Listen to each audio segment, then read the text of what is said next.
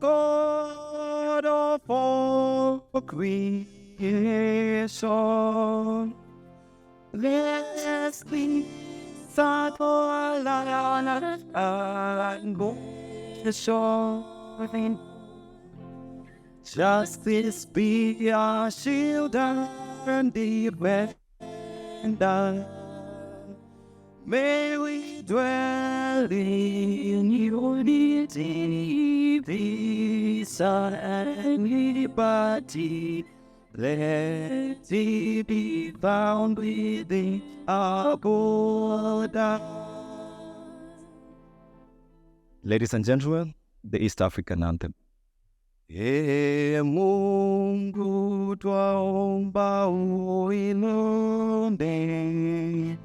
Jumuiya ya Afrika Mashariki, tuwezeshe kuishi kwa amani, tutimize na malengo yetu. Jumuiya yetu sote tuilinde, tuwajibike, tuimarike.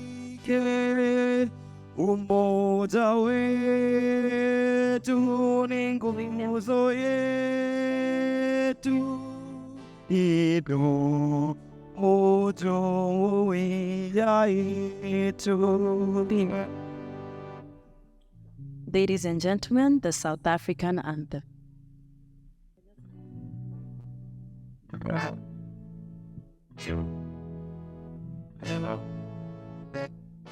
Right that way.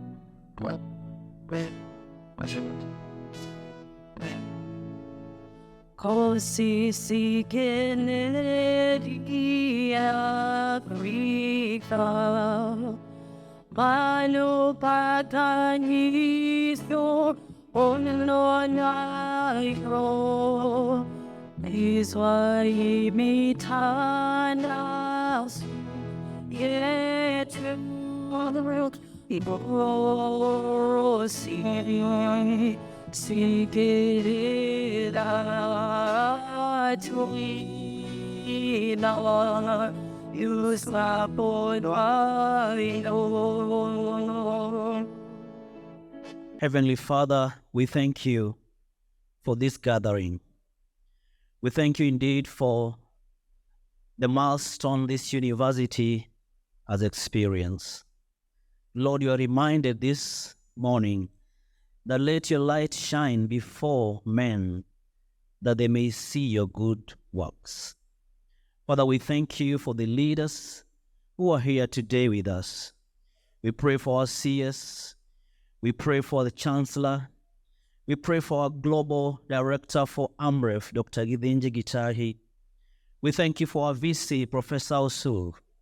Lord, we thank you for the faculty, the graduates, the parents, and the friends who have joined us in this ceremony. Lord, we are grateful for the milestone we have seen this university accomplish. Today, Lord, as many are graduating, we pray that they will carry the light of hope to communities and families. May the Lord who watches over Israel watch over you. May your efforts to transform communities bear much fruit. We pray this in the name of the Father, the Son, and the Holy Spirit. Mr. Chancellor, sir, distinguished guests, graduates, ladies and gentlemen, welcome to this auspicious ceremony, the AMU Fourth graduation. Feel free at Amref International University. We are celebrating the graduation of our 286 graduates with us. So we celebrate you. It's your day. Mr. Chancellor, sir, we take this opportunity to appreciate your online presence. The Chancellor, His Excellency Festus Mugai, the former President, Republic of Botswana, who is joined us live. With us is the Cabinet Secretary, Ministry of Health Kenya, Honorable Dr. Susan Nakumicha, Minister of Health Malawi, Honorable Kumbise Chiponda. I've said that Amref International University, we do inspire a lasting change in health. So I take this opportunity to welcome the Odell and Health Entrepreneurship launch session.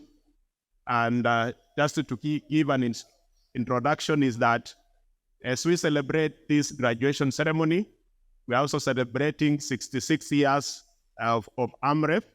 So while you are seated here, try to learn more of history of Amref since its inception in 1957, when mobile health services providers came to do surgical services in Kenya.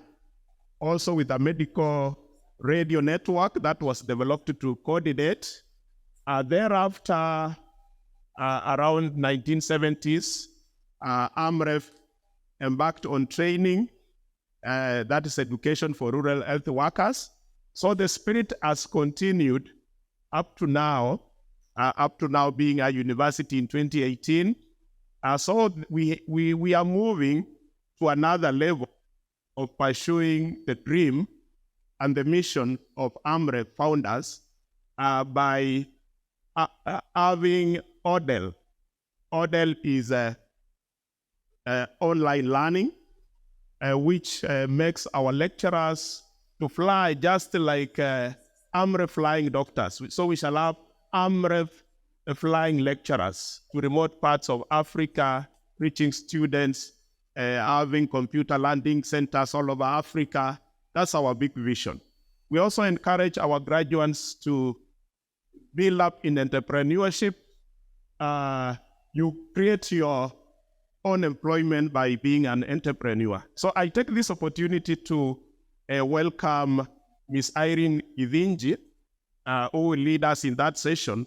Irene Githinji is an accomplished ICT integration in education advisor, specializing in partnering with ministries of education, academic institutions, and academia to drive digital transformation initiatives and skilling programs under Microsoft. Welcome our guest, Ms. Irene Githinji. I'd like to recognize the Chancellor, His Excellency Festus Mogae, former President of Republic of Botswana, the Cabinet Secretary, Ministry of Health, Kenya, Honorable Dr. Susan Nakumicha, the Minister of Health, Malawi, Honorable Kumbise Chiponda, PS Higher Education and Research, Ministry of Education, PS State Education, Department of Public Health and Professional Studies, Higher Commissioner, Republic of Malawi, Kenya, to represent the First Secretary of Administration and Education Desk, representatives of regulatory bodies, AMIU, both Secretary and members of the public, good morning. As mentioned, I'm Irene Githinji. I'm the education lead at Microsoft, where I work on partnerships with academic institutions and technical skilling programs. Today, I was invited as part of the graduation and the launch of the Health Entrepreneurship Center here at Amref University, and I have prepared a speech of a few words to share with you. Africa is a continent brimming with untapped potential. It possesses abundant resources, a young dynamic population, and a growing consumer base. Yet it continues to grapple with high unemployment rates, particularly among the youth. However, I firmly believe that innovation holds the key to unlocking a prosperous future. Innovation has always been the driving force behind progress and development. It sparks creativity, pushes boundaries, and presents opportunities for change. By harnessing the power of innovation in the field of healthcare, we can address not only the unemployment crisis, but also the pressing health challenges faced by many African nations. This year, for example, the Microsoft Africa Development Center partnered with Population Services, PSI, and Amref Health Africa in a 5-week hackathon designed to build technology solutions that make primary healthcare more accessible and affordable. We partnered with university students to hack and create solutions on healthcare as a way to spark innovation, creativity, and real-life solutions that can tackle some of the mitigating issues we face in healthcare. Through this program, one of the solutions that was created was a chatbot solution, a solution created by university students to support doctors in remedying and giving up-to-date healthcare to people in rural areas. One of the key things that we learned from this endeavor is that there's a lot of innovation once students are given the opportunity to innovate, create, and produce their product. Enterprises built on the foundation of innovation have a potential to transform healthcare landscape in Africa. They can introduce groundbreaking solutions to long-standing problems, improve access to quality healthcare, generate employment opportunities for the youth. However, to realize this potential, we need a structured approach that nurtures and supports healthcare entrepreneurship, which the Amref Health Entrepreneurship Academy seeks to solve. No one can create a sustainable, accessible world alone. Solving global, social, and environmental challenges requires synergies between the right technology, partners, and resources. When positive impact entrepreneurs, students, and partners work together with investors, corporates, governments, nonprofits, and communities, amazing innovations can happen. Today, social entrepreneurship is more than just a trend. It has developed into a global movement as more and more entrepreneurs find innovative ways to use artificial intelligence, machine learning to pioneer new approaches in solving the problems the world faces. For many of them, it's a chance to turn a long-line passion into a mission-driven enterprise that can thrive because it is doing good and driving positive change. In conclusion, the time has come for us to embrace innovation as a driver for enterprises and confront the challenge of high unemployment rates in Africa head-on. The Health Entrepreneurship Academy serves as a beacon of hope, a platform that empowers individuals to make a difference, revolutionize healthcare, and shape a brighter future for themselves and their communities. Together, let's seize the opportunity, invest in innovation, and pave way for a prosperous Africa, one where the youth are empowered, unemployment rates are reduced, and access to quality healthcare is a reality for all. Thank you.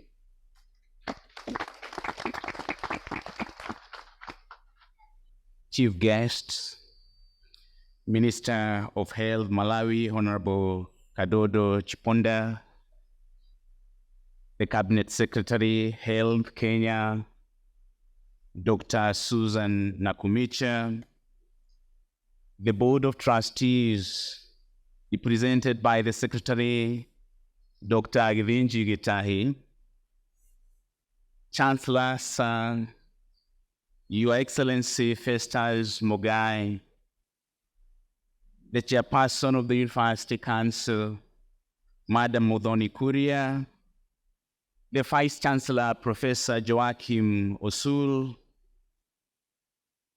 Irene Givenji, the lead Education Engagement, Microsoft, ladies and gentlemen, all graduates, protocols observed. My name is Dr. Duncan Irongo, the Dean Graduate School and lead enterprise development, also reading the Amref International University Health Entrepreneurship Academy. Chancellor Sam, it is Roosevelt who said, do what you can with what you have where you are. Do what you can with what you have where you are. As we launch this academy, Chancellor Sam, we know Amref International University is primarily founded to develop fit-for-purpose human resource for health. But our chief guest, you may know that 16% of the world population is found in Africa. However, only 3% of human resource for health is in Africa. Only 1% of global expenditure for health is in Africa. I am talking about Health Entrepreneurship Academy. Every morning, people who have got skills and talents from Africa wake up in different parts of these great continents with skills like the graduates we are having here, with knowledge and also with the right attitude. But to be able to move to the next level, they are looking for a platform, and they are looking for someone who would hold them and mention their name and their innovation in a room full of opportunities. This is what this academy is about. We are putting together an innovation center which is going to focus on innovations that are coming from our students, not only from our university, but also in Africa, because we are a Pan-African university. Innovations that which are centered around providing solutions in healthcare. But not just for the students, but for healthcare workers and those who are participating in the space of community health, like early startups in healthcare, in primary healthcare. And therefore, as we launch this academy, Chancellor Sam, it is a journey that which we have started, a journey that which will ensure that those students who we have today, graduating with BSc in physiotherapy, just like in other programs, other than getting placement and employment in formal sector, they have got skills and they have got capacity to start their own physiotherapy clinics. We are creating an opportunity for our graduates to be able to work in the marketplace, not only as employees, but also employers. So what are we doing? We are partnering with like-minded organizations, like many partners. We have just had Microsoft here, but we have got University of Toronto, which is working with us in this journey. Our first initiative is going to be a hackathon, which we are launching today, and it is going to run for 3 months. This hackathon is entitled Intersection of Artificial Intelligence with Climate Change and Primary Healthcare. And we are going to be having students come and share their innovative ideas. Those ideas that which are able to scale will be incubated in real live programs with our organization, the NGO. That is the difference that which we have in this academy. That is the difference which we have in this hackathon.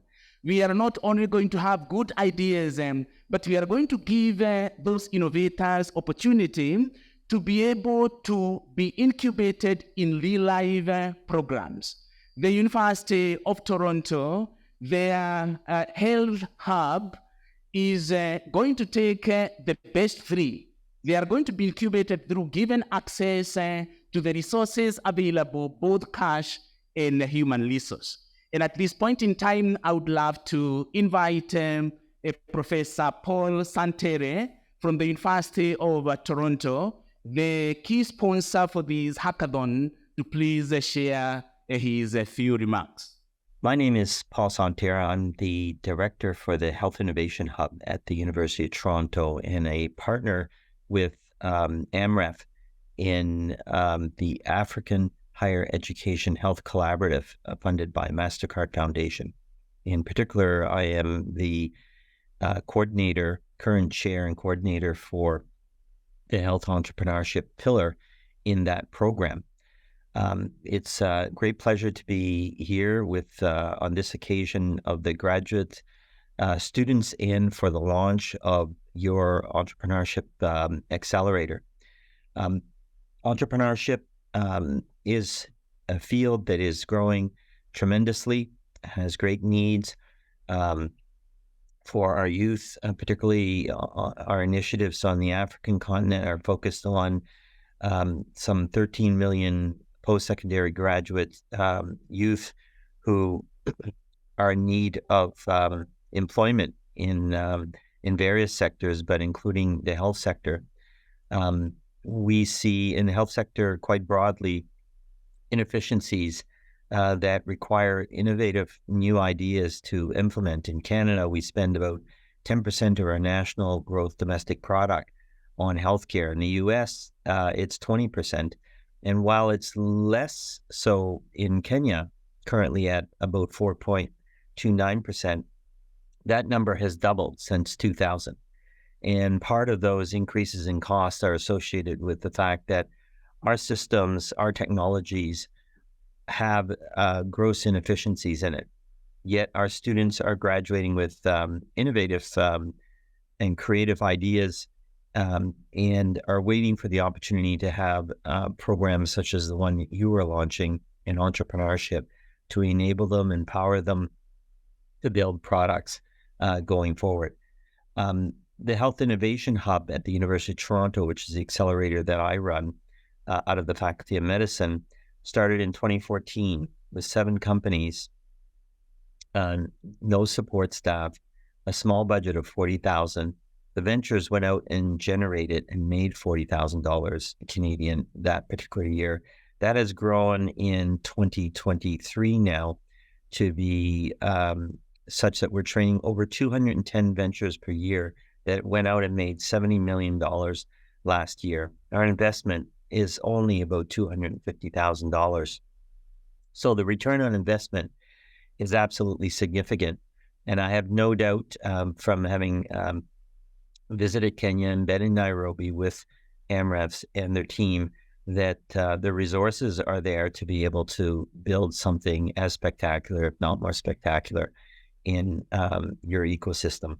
So on the occasion of the launch of this program, one of the first projects that we're initiating is a hackathon focused on the annexation of AI with climate change and public health care delivery. This particular call for a hackathon will be supported by the Health Innovation Hub here at the University of Toronto, both with cash resources as well as human resources and mentors.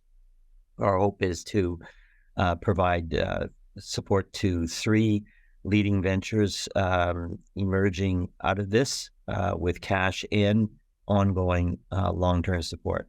So on the occasion of this graduation, I certainly want to wish all the graduates the most success and congratulations. I hope that you all have the opportunity at some point in time to play a role in this entrepreneurial movement that Amref is launching, and that at some point in time in your careers, if you are not an entrepreneur yourself, that you'll have the chance to work with one and work with an early stage venture. So enjoy the day. And again, congratulations on both the launch of the accelerator as well as your graduation. Best wishes. In the next page, we are going to do the launch for the hackathon, and I will be inviting our patron, the GCO, Dr. Givenji Gitahi, to please proceed forward there. And I will also seek the pleasure of inviting the Minister for Health Malawi, our chief guest, and also the CS Cabinet Secretary for Health, Dr. Susan Nakumija, to please join the GCO to unveil the hackathon for us. Hydre.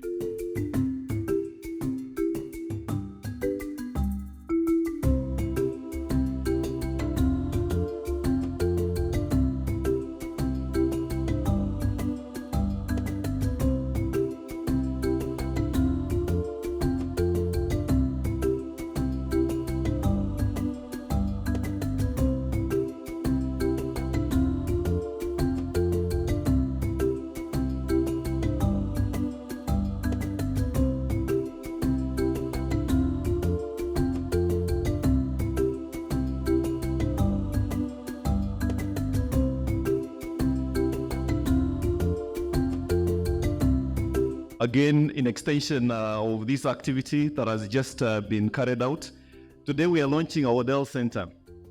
Odell Center is open distance and electronic learning. Our chief guest, e-learning is not new in Amref circles. We have been doing it for the last 15 plus years. Dr. Mika Matiang'i is my name. I head Odell. Thank you.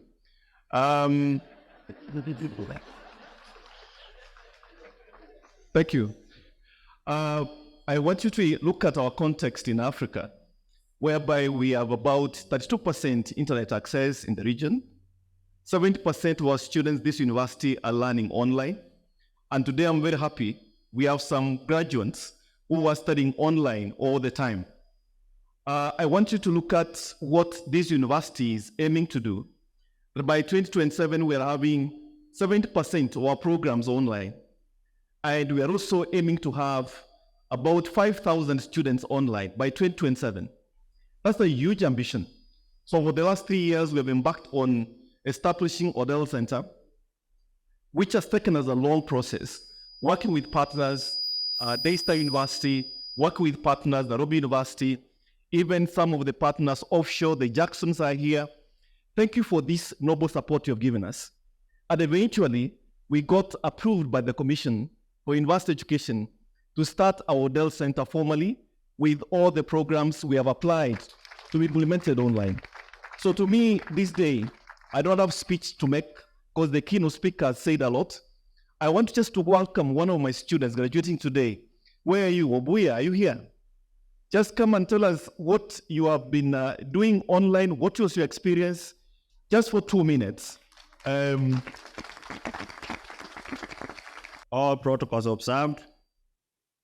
Ladies and gentlemen, today I stand before you to share my experience and that of my colleague students who are graduating today with online learning and its invaluable support to us and numerous students at Amref International University, particularly during the trying times of COVID-19 pandemic.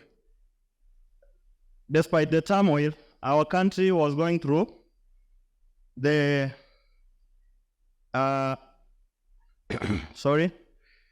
world endured learning seamlessly that continued in all aspects, all thanks to the power of online education.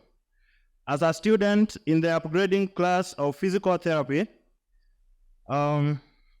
choosing online learning maintained my regular daily routine while focusing on my daily activities like going to work, attending to family, and also attending to my patients at my private practice. Reflecting on my personal experience, the benefits of online learning came in handy as they allowed us to interact with internationally recognized lecturers through the Jackson's Foundation, who gave us knowledge, guided us, and also gave us the best of knowledge in physical therapy that has brought us this far. I would like to express my sincere, heartfelt gratitude to the Amref International University family, the Jackson's Foundation, and also to my family for giving me this chance to learn and have an experience of a Pan-African university, that is Amref International University. In conclusion, open learning has proven to be a transformative game changer that offers seamless education experience, even in the face of unprecedented challenges like COVID-19. Also, it has provided an avenue for international students, like from the Republic of Sudan, Southern Sudan, Botswana, and many other countries to join us at Amref International University in partaking their studies.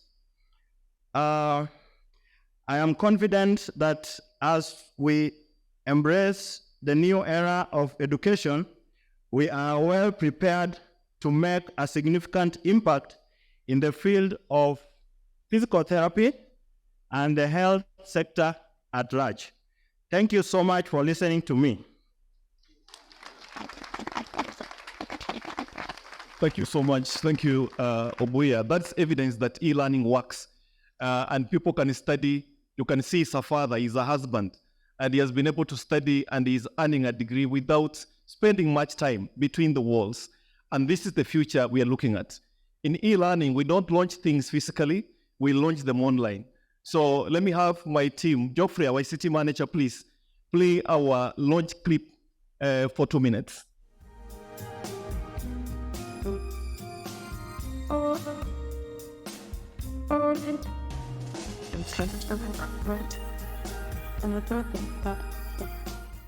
I want to give you the context where Amref International University started from to establish its Odell Center. Think about a university which is the Pan-African, operating in a context where we have 32% internet penetration. That divides the internet access within the Pan-African region. And coupled with this, consider a situation where 70% of the students, they want to be taught remotely without coming to class. Think about the pandemics, which were then prevailing when we were starting our Odell Center. The COVID-19 nearly locked all students from physical training. And in addition to this, we are looking at a context whereby we have less than 15% of youth accessing higher education. Let me not mention the inequalities which surround the context of Pan-African training. We have geographical barriers, we have digital divides, and in addition to this, we also have cultural biases which affect learners' access to higher education. This is where we started from to establish our Odell Center.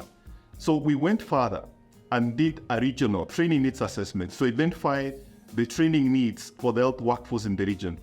After getting this needs assessment report, we went further and built our learning management system. After getting our learning management system right, we had to do policy frameworks. The policy frameworks were to guide delivery of our e-learning programs, and of course ensure that they are aligned with the Commission of University Education. After we achieved all these, we had to deal with faculty members, training them to train students online, and of course adapting our curriculum to e-learning delivery. It took almost 2 years to achieve this. On the third year, we started preparing for assessment by the Commission for University Education. And to our excitement and delight, the Commission eventually gave us an approval to implement our e-learning programs using the approved Odell Center.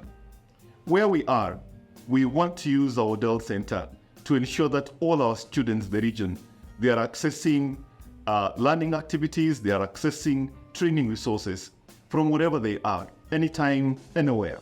And in addition to this, we want to link our Odell Center to the various virtual learner support centers in the region, so that students who are in Malawi, in Zambia, in Tanzania, in Mozambique, they don't have to travel to Nairobi to access training resources. With all of this, we are hoping that by the year 2027, we shall be having more than 5,000 students studying at Amref International University online. And in addition to this, we are hoping that by 2027, 70% of our curricula will be rolled out using our Odell Center. Thank you all for the support you have given us. And with that, I declare the Amref International University Odell Center officially launched. The Chancellor, His Excellency Festus Mugai, former President of the Republic of Botswana, the Cabinet Secretary, Honorable Susan Nakomincha, the Minister of Health, Honorable Chiponda, Frederick Ndambuki, Secretary Administration, Higher Education and Research, High Commissioner, Republic of Malawi to Kenya, representatives of the regulatory bodies, AMIU, BOT Secretary, Amref Health Africa Global CEO, Dr. Githinji Gitahi, AMIU Chair of Council, Mrs. Muthoni Kuria, the Vice Chancellor, graduates and parents, good morning. On behalf of the university community, I would like to welcome you to the 4th AMU congregation. We are honored to have you here today to celebrate the achievements of our students and faculty. Mr. Chancellor, sir, I now call upon the Vice Chancellor, Professor Joachim Osur, to constitute the 4th AMU congregation. Mr. Chancellor, sir, in accordance with the Universities Act number 42 of 2012, section 39(2), and the Amref International University Statute 26, Article 6, that mandate the Vice Chancellor to declare a congregation of the university a meeting convened for the purpose of conferring degrees and awarding diplomas, I hereby declare this assembly the 4th congregation of the Amref International University. I would now like to invite the AMU Student Council, Kennedy Chalo, to address the congregation.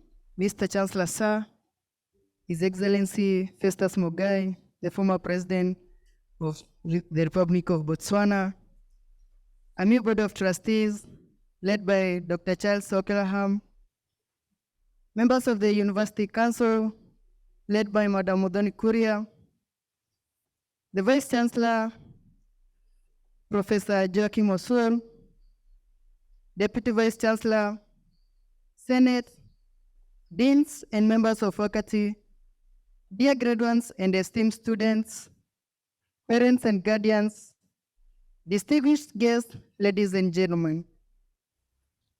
I stand before you as the President of the University Student Council today as we celebrate the achievements and great strides made by our esteemed graduates.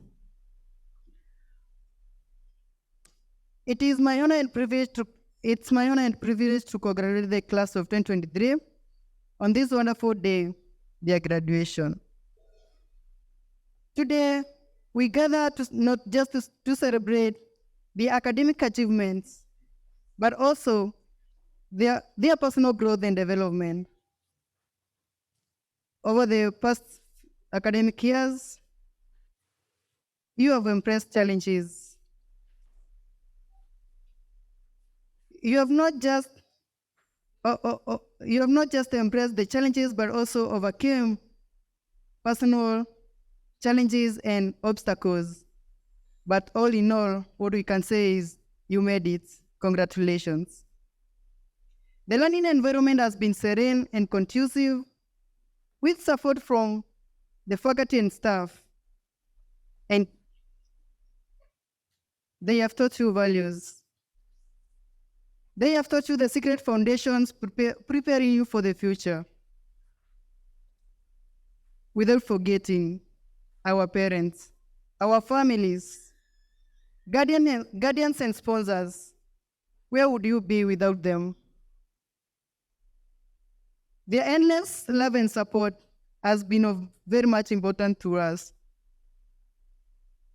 They have been with you, giving you the much support and motivation, pushing you always towards the best version of yourself each and every day.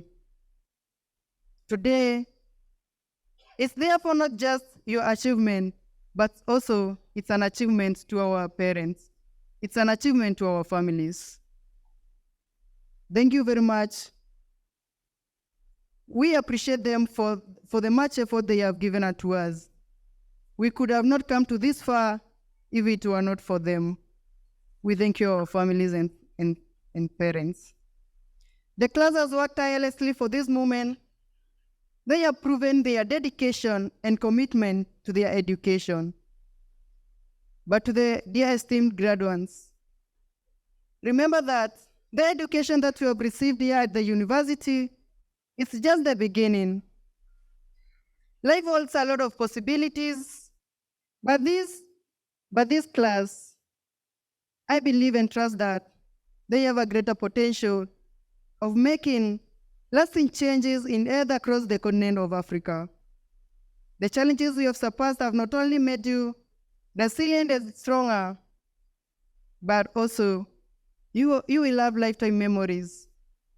Like the last game you played together as a class, Maybe the last hangout, the last lesson you had together, the funny stories you told each other, but also you have lifetime friendship ties that will never break.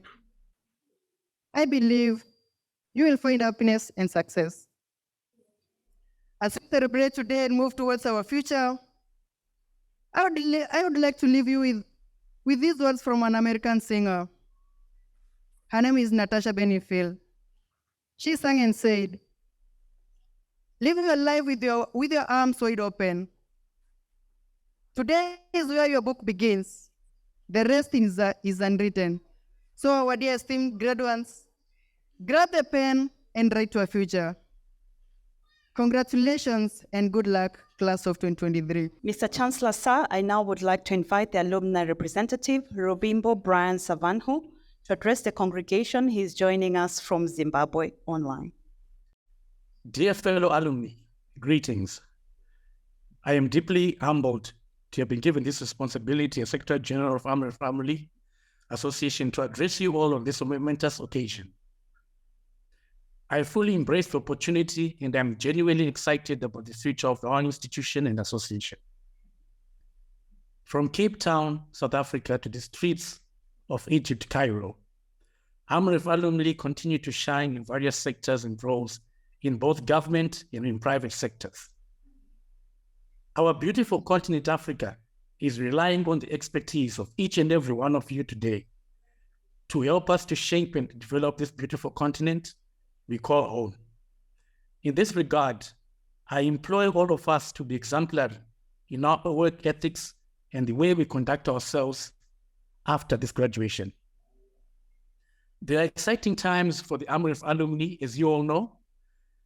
The associations are making bold statements in the industry by professionals and professional achievements to create our existence and the name of the association to go forward. At the same time, we need to upgrade our resources in terms of capacity building to match with true world-class standards, sophisticated institutions, and support current and future students.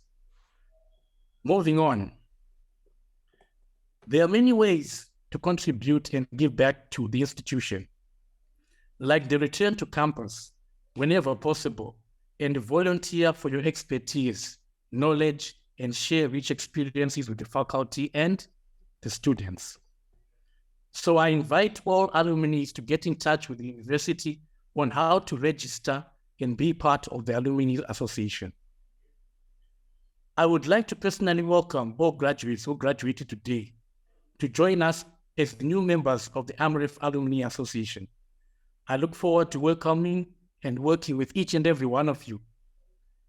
And if you have any suggestions on how we can improve the association, please do get in touch with the university. Thank you in advance for your support. Let's continue to network and share each other ideas and grow as an association. I look forward to speaking and working with each and every one of you as you serve the alumni community.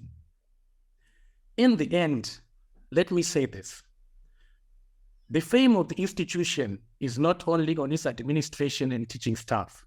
Let me repeat. The fame of the institution is not only on its academic staff and its administration, but also on the achievements and development of its students. We are extremely proud and lucky that you have been an important part of the university and will always be in our hearts. Let's continue to network with each other. The graduation of an Amref certificate is very powerful here in Africa. It does not necessarily mean that if you graduate in Nairobi, Kenya, you have to seek employment in Kenya. You can come to Zimbabwe and work for companies here in Zimbabwe. You can work in South Africa. You can work in Windhoek, Namibia. You can work in Burundi. You can work in Ghana, Accra. You can work in South Africa, Pretoria. With an Amref qualification, the future is very bright. It is accredited with all governments and institutions throughout the continent. Let's network and get to know each other. And I wish you all the best in your graduation today. Have a wonderful day, and we'll be in touch. Thank you. Thank you, Brian, for encouraging the graduates to register in the Alumni Association. And now I want to invite the best student, She is an outstanding student. She has excelled in her academic studies. She is a great volunteer and has made significant contributions to the university, even serving as a student leader in the student council and in the community. Please help me to welcome our best student, Anne Jogo. Mr. Chancellor Sang, His Excellency Mr. Festus Mogae, the CS for Health, Malawi, Honorable Chifonda, the CS for Health, Kenya, Honorable Susan Nakumicha, the AMU Board of Trustees, the members of the University Council, the Vice Chancellor, the Deputy Vice Chancellor, Senate, deans and members of faculty, graduates and students, parents and guardians, distinguished guests, ladies and gentlemen, good morning. It does feel good to be wearing this gown, graduates, doesn't it? Last year, at a time like this, I looked at those who are graduating and I envied them, but we made it. Congratulations, class of 2023. It is a great honor to be this year's valedictorian of our great AMU International University. I want to start by quoting the Bible in the book of Ecclesiastes 3:11. It reminds us that God makes all things beautiful in His time. Today, I attribute my success to God and I give Him all the praise. I remember my first class in AMU. It was in 14th June, May 2019. It was a critical thinking class by Dr. Nyagero. Those of you who have gone through Dr. Nyagero's class know he's very good, isn't he? And he was teaching on Socrates' paradox. I know nothing. I know that I know nothing. I know that I know that I know nothing. Now, I had been out of school for a while. As you can see, I'm not 25. And so when I left class that evening, I felt that I knew nothing. And so I had two options, to come back and finish, or to run away. And I chose to come back and prove Socrates wrong. We all come to university for different reasons. For some of us, it is a natural progression from high school. For some of us, this is our second degree because our passions changed over time. For others, you want a promotion, and so you came to get the papers. But for whatever reason you came, make the best out of this. I joined AMU to pursue a BSc in Health Systems Management and Development, but I am leaving with a greater purpose. I am an advocate for equity, equality, and justice in health. I came as a student, but I am leaving as a leader. I use my space to influence. I set agendas. I encourage, and I build. I came voiceless, but I am leaving having found my voice. I speak out. Those who know me know that is very true. I critique. I recommend. I applaud. If something matters, I make it known. To the graduating class of 2023, make it count. And remember, this is not the end. If you have a diploma, aim for an undergraduate degree. If you have gotten a degree today, pursue a master's. If you have a master's, consider a PhD. And if you're like our doctors behind you, you have a PhD, think about becoming a professor, like Professor Osur. However, let us not forget that the most important lessons in life are learned out of the classroom. I have learned invaluable lessons from my mother, who has never been in an economics class, but you give her 100 shillings, she will deliver a meal for an entire family. I have learned invaluable lessons from members of the security who receive us and greet us every morning. I have learned invaluable lessons from children who appreciate the best things in life that are free, like playing in the rain, like enjoying music, like singing along their favorite adverts. Those are the best lessons in life. Every person is like a book, full of lessons waiting to be discovered. In conclusion, please allow me to recognize a few individuals that have been very remarkable in my journey for the past 4 years. I'd like to start by appreciating the AMU student community who gave me an opportunity to serve them as the student president in the academic year 2021-2022. Running for that election was one of the best decisions I have ever made. I'd like to appreciate Dr. James Mitari in absentia. He received us and ingrained in us health systems management. He had a special name for us in the evening class. He used to call us the married students. And it is because of the seeds that he planted that we are graduating today. I'd like to appreciate Mr. Francis Nomisi and Mr. Norbert Boruet. They have been a constant for the past 4 years. Mr. Nomisi, Mr. Boruet, you didn't just teach us, you cared about us. Dr. Josephat Nyagero, you have been a part of my journey for the past 4 years. From critical thinking, he also taught me epidemiology and demography, and he became my direct supervisor as a student president. You made room for me as a father does. Thank you. The Vice Chancellor, Professor Joachim Osur, words fail me. You've taught me invaluable lessons beyond the classroom.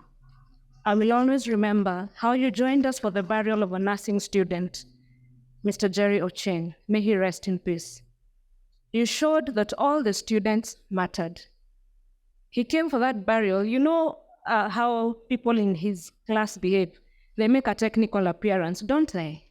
He came, he sat for the entire burial, and he showed that every student mattered. Personally, you've given me a voice and a seat at the table where decisions are made. Thank you, Prof. Dr. Gidinji Gitahi, the CEO of Amref, I speak on behalf of many students seated here today when I say you make us proud to be associated with Amref. Your boldness and humility inspires us. When I grow up, I want to be like you. Thank you for always making time for us. And to all AMU faculty, we wouldn't be here today without your immense contributions. Do you remember my first lesson, my first class? Well, today I find myself back there because what I've realized that the more you learn, the more there is to learn. And unfortunately, I didn't prove Socrates wrong. He was right. I know nothing. I know that I know nothing. I know that I know that I know nothing. Congratulations, class of 2023. Thank you.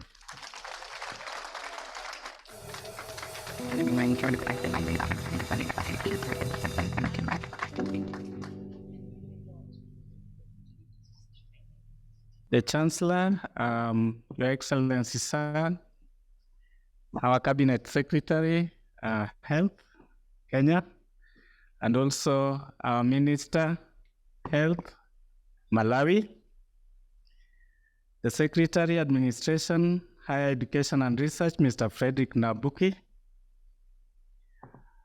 staff from the Malawi High Commission, led by the First Secretary, Mr. Benson Ojesi, representatives from health regulatory bodies as well as education regulatory bodies, our Board of Trustees represented in person by the Secretary of the Board of Trustees, Dr. Gidinji Gitahi, our council members who are here, and I know some are also online, but here led by the chair, Mrs. Mudoni Kuria. Our partners, and let me start with our partner universities and friends, led by the Vice Chancellor of Muranga University of Technology, Professor Nyariki.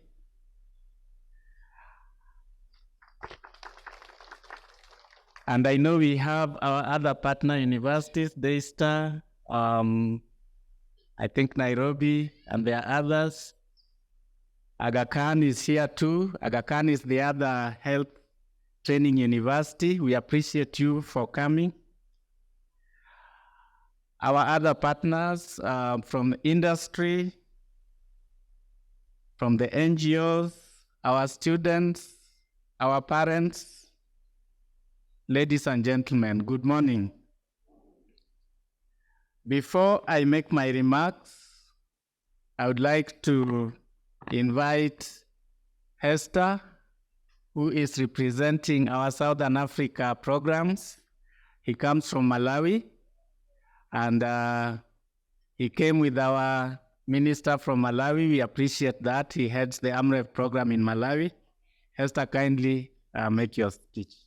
The Chancellor, His Excellency Festus Mogae, former President of the Republic of Botswana, the Cabinet Secretary, Ministry of Health, Kenya, Honorable Dr. Susan Nakumicha, the Minister of Health, who is the chief guest here, Honorable Kumbize Chiponda, MP.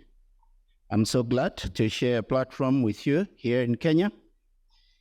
Your coming here is just a testimony that the great work that you're doing in Malawi is also being recognized beyond our borders. Thank you so much. Keep it up. Dr. Gitinji, our group CEO, and all protocols observed, ladies and gentlemen. I feel very honored this morning to represent the Amref community in the Southern Africa countries. And I brought 3 key messages to you. The first one is the congratulatory message that I brought from all the Amref community from Southern Africa, and to say congratulations. We are happy and we join you on this special day of yours. This is your special day. Please smile, jump, dance, and enjoy. We are happy and proud for the achievement that you've made. The second message I've brought is to invite you to Southern Africa. Please welcome there. You know, there's a huge gap on the health workers and people ratio. The study that WHO did in 47 countries last year discovered that the ratio is 1.55 health workers to 1,000 people against the recommended of 4.45, which shows that that's a huge gap. In this case, we are very happy that you are graduating today. Please welcome to join the health workforce. And as you are thinking of where to go, please think of the Southern Africa. The biggest employers are here, represented by our Minister of Health. Yeah, you can connect, and you can even go through me. I will see what to do. But you're most welcome. You're most welcome. The other area that you also need to focus, and would like to see most of you in Southern Africa, is this nexus between climate change and health. It's a big thing. And in Malawi, Mozambique, we recently experienced the Cyclone Freddy, which was very devastating. So in Southern Africa, climate change and its impact on health is very vivid. And this is an area that we invite you as new researchers to come forward, do the research. Let's come up with models of how we can develop resilient health in Africa, more especially in Southern Africa. The other part that I also really wanted to share, and Southern Africa would also benefit from you, is that area of primary health care. And I know most of you have studied in that field. Would like to welcome you to come over, do your research. Let's come up with models of how we can improve primary health care, because this has been proved to be one of the effective ways of how we can achieve the universal health coverage. So you're most welcome. The last part, because this is your big day, we don't want to spend more time speaking, but the Southern community would like to wish you all the best, yes, and also to tell you that please use that Amref brand as a stepping stone. You already heard from the alumni to say, yes, this is a brand that flows over whole Africa. And it's a worldwide brand because Amref is even beyond Africa, as you get from northern countries that others will speak. So please use that as a stepping stone, and we wish you all the best. Congratulations once again, and also congratulations to Abiyo. Thank you. Let me start off by saying congratulations to all graduates. Your hard work and resilience has not gone unnoticed. We are extremely proud of you and every one of you. The Amref International University has grown from the Amref NGO.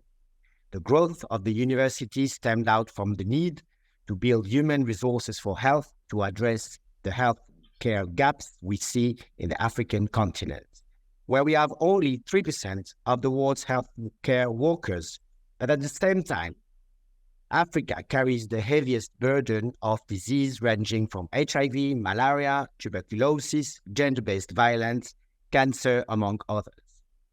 During my career, in organizations such as the Red Cross, Red Crescent, UNICEF, or Amref today, I have worked for more than 10 years in Africa, mainly in public health and human rights, contributing to a range of development programs. Indeed, the challenge in the health sector remains in human resource where the gap is obvious. Africa has the world's lowest number of health workers per capita. In 2018, there were 1.3 health workers per 1,000 people in Africa, compared to 3.6 in the world. When we come to rural areas, the situation is even more severe, with only 0.7 health workers per 1,000 people, compared to 1.6 in urban Africa. In specific categories, the doctors, for example, the ratio even drops at 0.2 doctors per 1,000 people in Africa, where in the world we account 2.9 per 1,000 people. As you can see, inequity is still persistent, and statistics must confront us to reality. The human resource for health gap in Africa is a major barrier to achieving universal health coverage. This goal of ensuring that everyone has access to quality, affordable health care should be tackled by all stakeholders. First, by citizens, and I mean you, students and practitioners, researchers, as well as the public and the private sectors. This fight is one that we must be united to address it efficiently, and whatever we are ready to do, it can't be done without enough health workers. In my experience, I have seen a potential for success in achieving this challenge that is still ahead of us. I won't say the task is easy. The human resource for health gap in Africa is a complex problem. However, there are a number of things that can be done to address this gap. Investing in the training and education of health workers. This includes increasing the number of health schools and training programs in Africa, as well as providing scholarships and financial assistance to students. Attracting and retaining health workers in rural areas. This can be done by providing better salaries and benefits, as well as improving working conditions in rural areas. Using technology to improve the efficiency of healthcare delivery. This can include using telemedicine, mobile health apps, and other technology to provide care to people in remote areas. Empowering community health workers. They are the ones who are at the first point of contact for people seeking care in rural areas. They can play a vital role in providing basic healthcare services and linking people to more specialized care. At Amref University, through its innovative programs, is addressing the human resource for health gap in Africa. It is essential to achieving universal health coverage and improving the health of the population. By taking steps to invest in health workers, attract and retain them in rural areas, and using the technology to improve the efficiency of healthcare delivery, Africa can make progress towards closing this gap. To conclude, I would like to share with you my joy at this special occasion of the 14th of July, which is the National Day in France and refers to the Declaration to the human rights and the citizen. This foundational document embodies the principle of freedom, equity, and human rights that resonate with us all. Today, I wish our graduates to embrace the spirit of this declaration and recognize the power they hold as future leaders and change makers.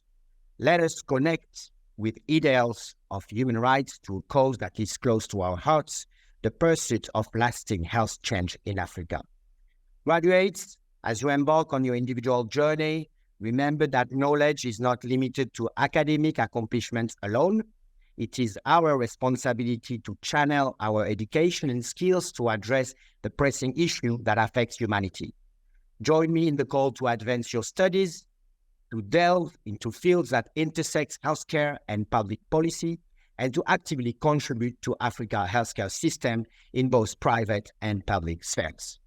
Furthermore, I would like to extend my heartfelt invitation to partners and collaborators, encouraging them to stand alongside our esteemed Amref University and its noble mission. Your support, whether through mentorship, sponsorship, or collaborative initiative, will enable us to expand our reach, deepen our impact, and empower future generations of students to become catalysts of positive change. Together, we can foster a generation of health workers who understand the significance of equitable healthcare access and quality for all. Let us strive for a world where every individual, regardless of their background, has the right to receive proper medical healthcare and lead a healthy life. As we celebrate this milestone in our life, let us pledge to honor the legacy of the Declaration of the Human Rights and the Citizen by championing the cause of health in Africa. Congratulations, graduates, on your achievement thus far. May you carry the torch of human rights and healthcare advancement with unwavering determination, making a profound and lasting impact on the world. Our new partners, let us forge meaningful partnerships that transcend boundaries and shape a brighter future for education and healthcare in Africa. I want to introduce and invite someone very special to this university. He has traveled all the way from the US to come and attend this graduation and to congratulate you. Dr. Richard Jackson, please. And yes, I recognize the other half of the Jackson Clinics Foundation, my wife and partner, Anna Jackson.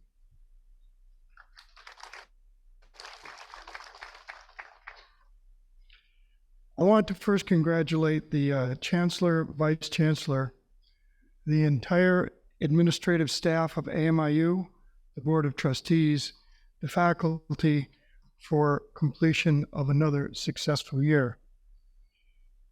Fourth year, it's pretty special. I said to Anna, as that was said a moment ago, that I really didn't fully understand how young the university is. To our honored guest, traveling from Malawi, honored guest from Kenya, from Nairobi, good morning. I want to congratulate the parents of the graduates. You have much to be proud of. And congratulations to the graduates. Your graduation is a huge accomplishment. You set a goal that took years to accomplish. Congratulations. And for our noisy graduates over here, the physiotherapy graduates, yes, we did it again. For those of you who are not aware, it took Anna and I 8 years to convince a university to start a Bachelor of Science upgrade program. And it was AMIU that answered that call. So I thank everyone involved in helping us to achieve that goal. I assume you want to be successful in your chosen field and in life. So I have decided to discuss today the secrets of success. I will discuss 5 requirements to succeed in life and 1 absolute to success. Listen carefully, there may be a quiz at the end. Some say that the road to success is always under construction. There's truth in that. The road to success is not a superhighway, it's more like a bumpy back road.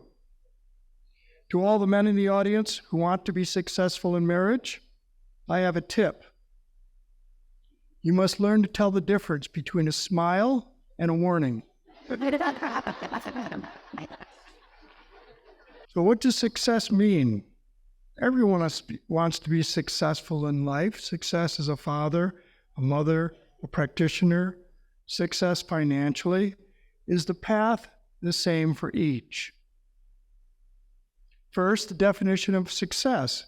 The accomplishment of an aim or a purpose or of a goal. Great.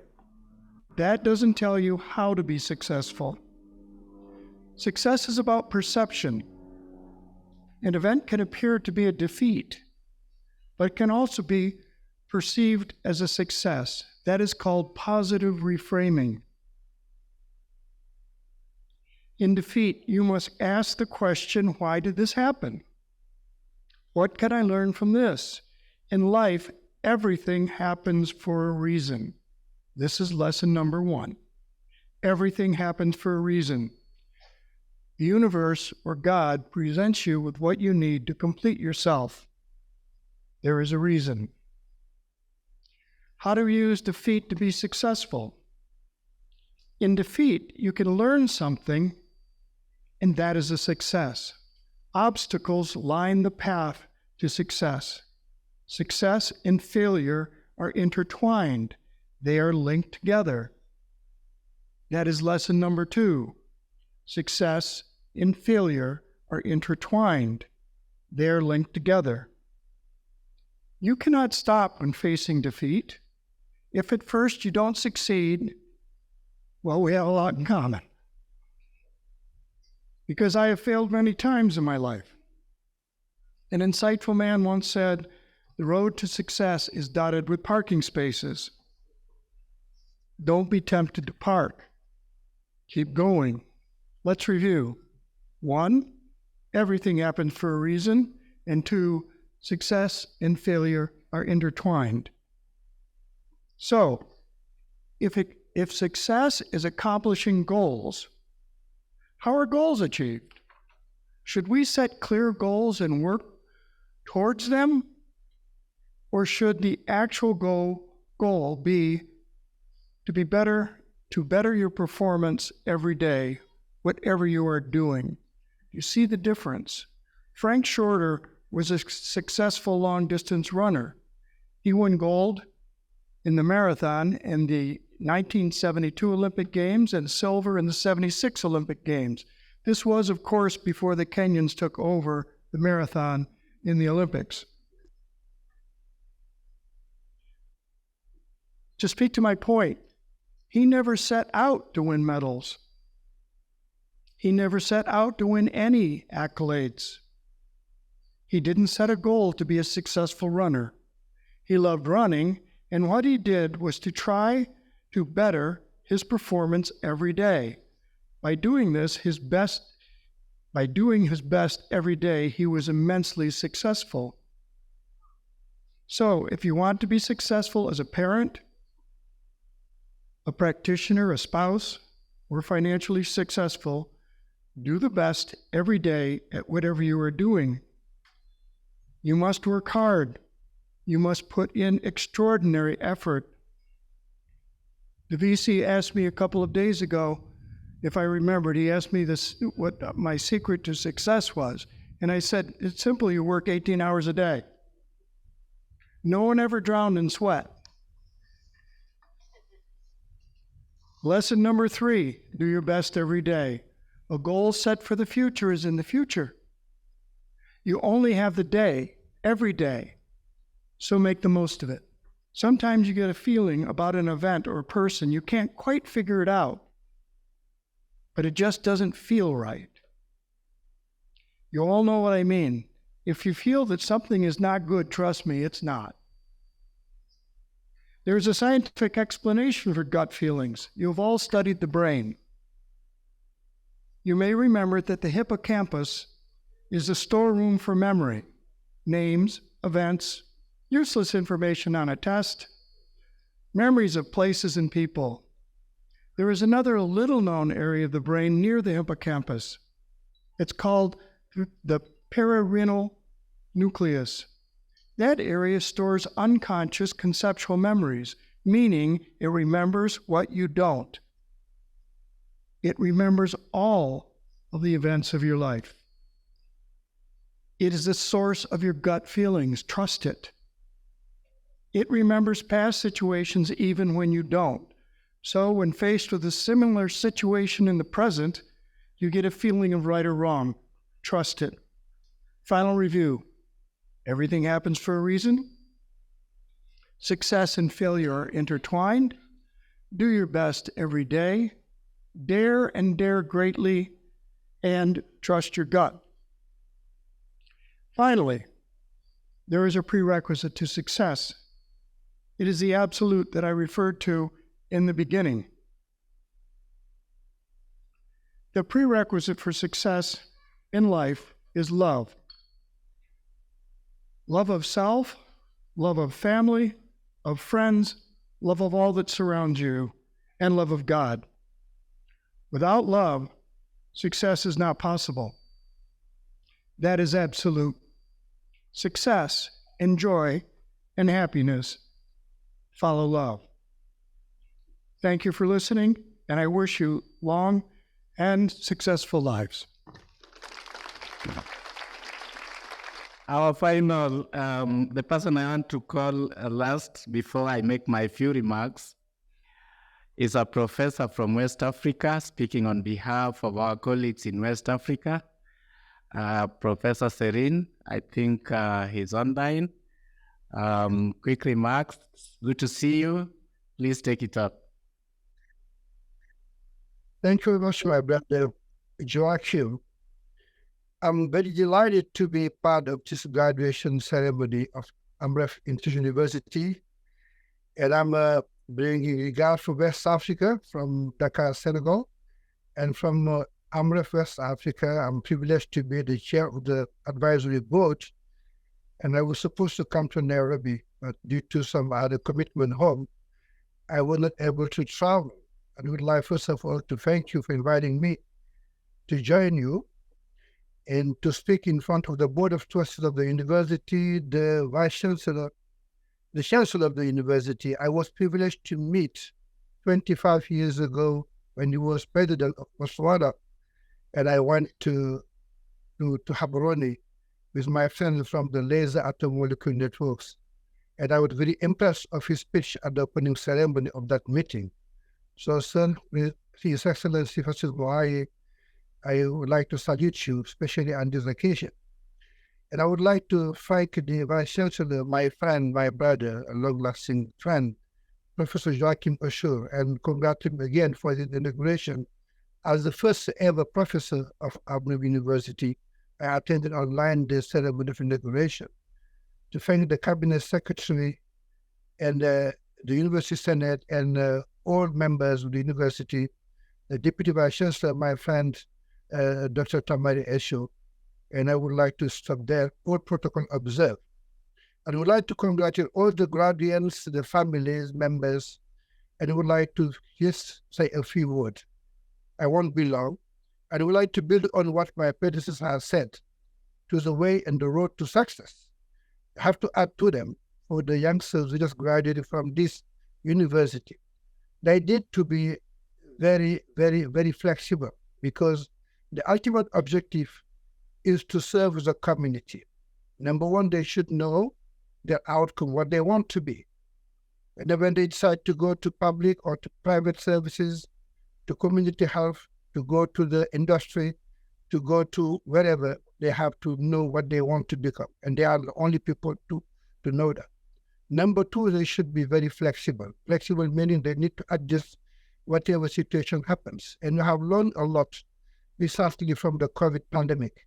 And we should be prepared for the next pandemics that will happen very soon. We don't know when, and we don't know the magnitude of the pandemic coming up. They need to have some kind of sensory acuity. So, dear graduates, you have to anticipate because whatever we're doing now will change quickly, very quickly, because of the way the world works. So, we need to be very, very, to need to have some kind of anticipation sense. And number four, to decide and to decide now. You don't need to know until your decision is firm, but just quickly decide but the ultimate objective is to serve the community. We are living in a world where we have kind of, in Africa, the transition between the non-communicable disease dominated system to the communicable disease to a non-communicable disease system. And the community is suffering from the burden of disease already, and we need to address this pandemic growing in slow motion, meaning all cancers, cardiovascular disease, diabetes, and all respiratory problems. So this needs to be taken care of in our health system today. I have been very privileged to be working in Africa almost entirely. When I graduated from medical school about 39 years ago, I engaged in my residency program, become a surgeon. I was in the army, so I was privileged to have worked in the army and to have been a field surgeon, to have been the academic in the hospital, to be a university professor, and now to be a vice chancellor of a university in Senegal. And all my career has been spent in Africa. I've learned a lot when I was field surgeon in Rwanda about 29 years ago, from 94 to 95, and I was academic surgeon, and I went for 8 months to support the United Nations system during the war in Rwanda. And it's where I learned the need to adjust and to adapt all the needs to the community. In that day, there was nothing working in Rwanda, no health system, no running water, no electricity.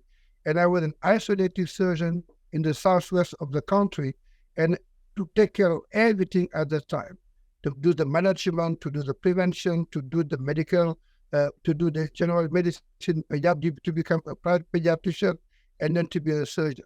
So whatever we do, Amref University is now doing very well, growing quickly, and we need to adjust all our programs to the need of our communication. To our training programs. I don't want to be very long. I would just want to be here to congratulate the graduates and to encourage Amref University to develop, and maybe very soon to come west, because Amref is a global organization and this experience is very successful. And I just would like to invite Amref leadership to start thinking of maybe coming west, going farther south, and maybe to center, and having more campus of Amref University in Africa. Again, congratulations, dear graduates, congratulations to your family, and I wish you a very successful life and a professional life. Thank you very much, Mr. VC. I think I've been challenged. You've had our CEO from France addressing us in English, and also Professor Serine, who is a surgeon in Dakar. They are trained in French, and he's addressing us in English. I hope our students are learning other languages so that we are able also to interact with other parts of Africa and the world. As you are told, most of the things that you learn in class just make a small proportion of what you end up learning in life, and language is very important. I want to make my quick remarks because I know time is also a problem for us. A lot of things have been said, and I don't want to repeat. I want to say that our university is founded on the principles that Amref Health Africa lives for. We wake up every day as part of the Amref family, trying to find solutions to health problems in Africa, trying to work with communities to make healthcare available where it is not. And we have learned over the years that inequitable access to health is a big problem in our continent. In fact, there are two distinct health systems in Africa. The people who have money, the high and middle class, have a basically different health system from the poor in Africa. The poor people in Africa access healthcare at primary healthcare level, in the health centers, in the dispensaries, and this is like 80% of the continent. And that forms its own healthcare system. It has challenges of health workers, it has challenges of supplies, it has challenges of quality. That is the health system that Amref Health Africa focuses on. We would like to bridge this gap so that the fact that you are poor should not mean that if you have malaria, your treatment is different from another person who has malaria and has money. I think that is what we call social injustice. When services are given based on your social class and not because they are quality and you need them. We stand for health justice, and we stand for equitable access to health irrespective of where you come from. And that is the lesson we've learned over the years. Africa will never change, we will never get development unless we have a healthy population who can access healthcare across the board, irrespective of their ethnicity, their economic status, their sex, or their age. But I want also to echo what WHO has said again and again, that we are not safe until we are all safe. You might be happy that you have some little money you can pay for healthcare and your neighbor does not have. When the pandemic comes, we face similar consequences. Because if I have COVID, if I have cholera, because I'm poor, I will still pass it to you if you are rich. And so we have to bridge this gap in health equity. We have to make health accessible irrespective of who we are. And that is health justice. And we will only be safe when everyone else is safe. These realities is what makes us wake up every morning in Amref, whether in the university or in the global community of Amref. We would like to see equity. We would like to see justice in access to healthcare. We would like to see every person in Africa accessing healthcare. We believe that through the training that you have had in this university, that you now buy into those values. I liked it when our best student said that the university gave her voice.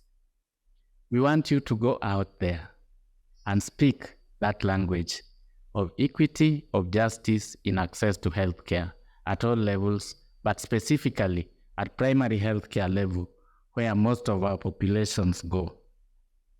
Our training is not just theoretical. Of course, we are a university and we have to profess theories, but we connect that theory to reality. And it is the reality that we have seen over the last 67 years or so as Amref.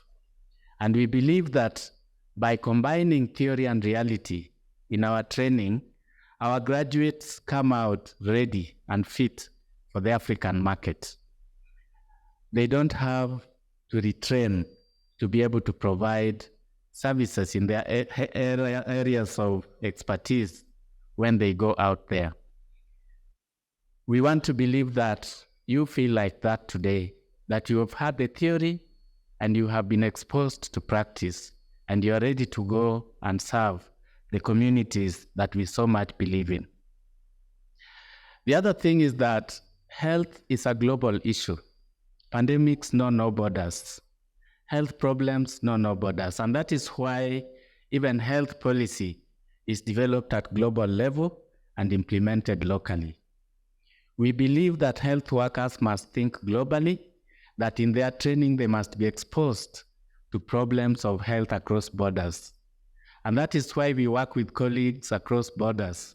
Many of you have had lectures by colleagues from Southern Africa, from West, East, from Northern countries, and so on. And the idea is to get that exposure. And so again, today I want to believe that you will think globally, even as you act locally, because health knows no borders. As I come towards the end, and I know you've been given so many lessons today, I don't know whether you'll remember all of them, but I have 3 things I want to say. In working with professionals, and especially the younger professional colleagues, patience. I've learned that the younger you are, the faster you want things to happen. and that includes getting rich. Yeah? People are in a hurry to have things happen. The virtue of patience will take you very far. If you go out there and you want to create the change that we've talked about over the years that you've been here, you will need to be patient. You will need to do it again and again. And always remember that Nelson Mandela had to stay for 27 years in prison to achieve what he wanted. You know, this generation of clicking a button and something happens makes us believe that we can do that in many circumstances. Unfortunately, patience is what is needed. So be patient as you push to get your objective achieved. The second thing, I hope that through exposure to various people, to fellow students, you have noted the value of social capital. We believe that you have been trained and you are going to create change. Change means influencing people to think differently. And the power of social capital in achieving that cannot be underrated. So take that value of working with people and having people achieve for you. Remember the power of social capital and always network as you work towards achieving your goal. Because alone you can go very fast, but if you want to go far, you must carry the community with you. And I know you are going to be working in communities, and it will be very difficult achieving that because a community has voices which are very varied. Please remember always to carry them along. Finally, as a health worker, we have two expectations that everyone expects of us. One is that we are skilled. Because you've gone to school, you've learned your art, people expect that you are skilled. Please keep updating those skills and make sure you are the best in practicing your profession. But the second one, respect. People expect us to be very respectable people as health people. They want to trust us and they want to see that we can be trusted. And so it calls for a lifestyle as a health worker. We expect that you will excel as a respectable, skilled health worker. Because in that way, then the voice that Anne talked about, that voice can then be listened to. So be respectful, live respectfully, live a life of honor, and practice your trade in a skilled way. Thank you very much, and I really wish you well. We will miss you. Over the years we've been together, we formed relationships, and we will miss your presence in this compound. But we know wherever you are, you will represent the values for which we stand. And so I congratulate you. Thank you very much. I now want to invite our Chair of Council to take over from here. Please. The Chancellor, His Excellency Festus Mugai, former President, Republic of Botswana. The Cabinet Secretary, Ministry of Health, Kenya, Honorable Dr. Susan Mincha. The Minister of Health, Malawi, Honorable Vincent Chiponda. Secretary, Administration, Higher Education and Research, Mr. Frederick Ndabuki.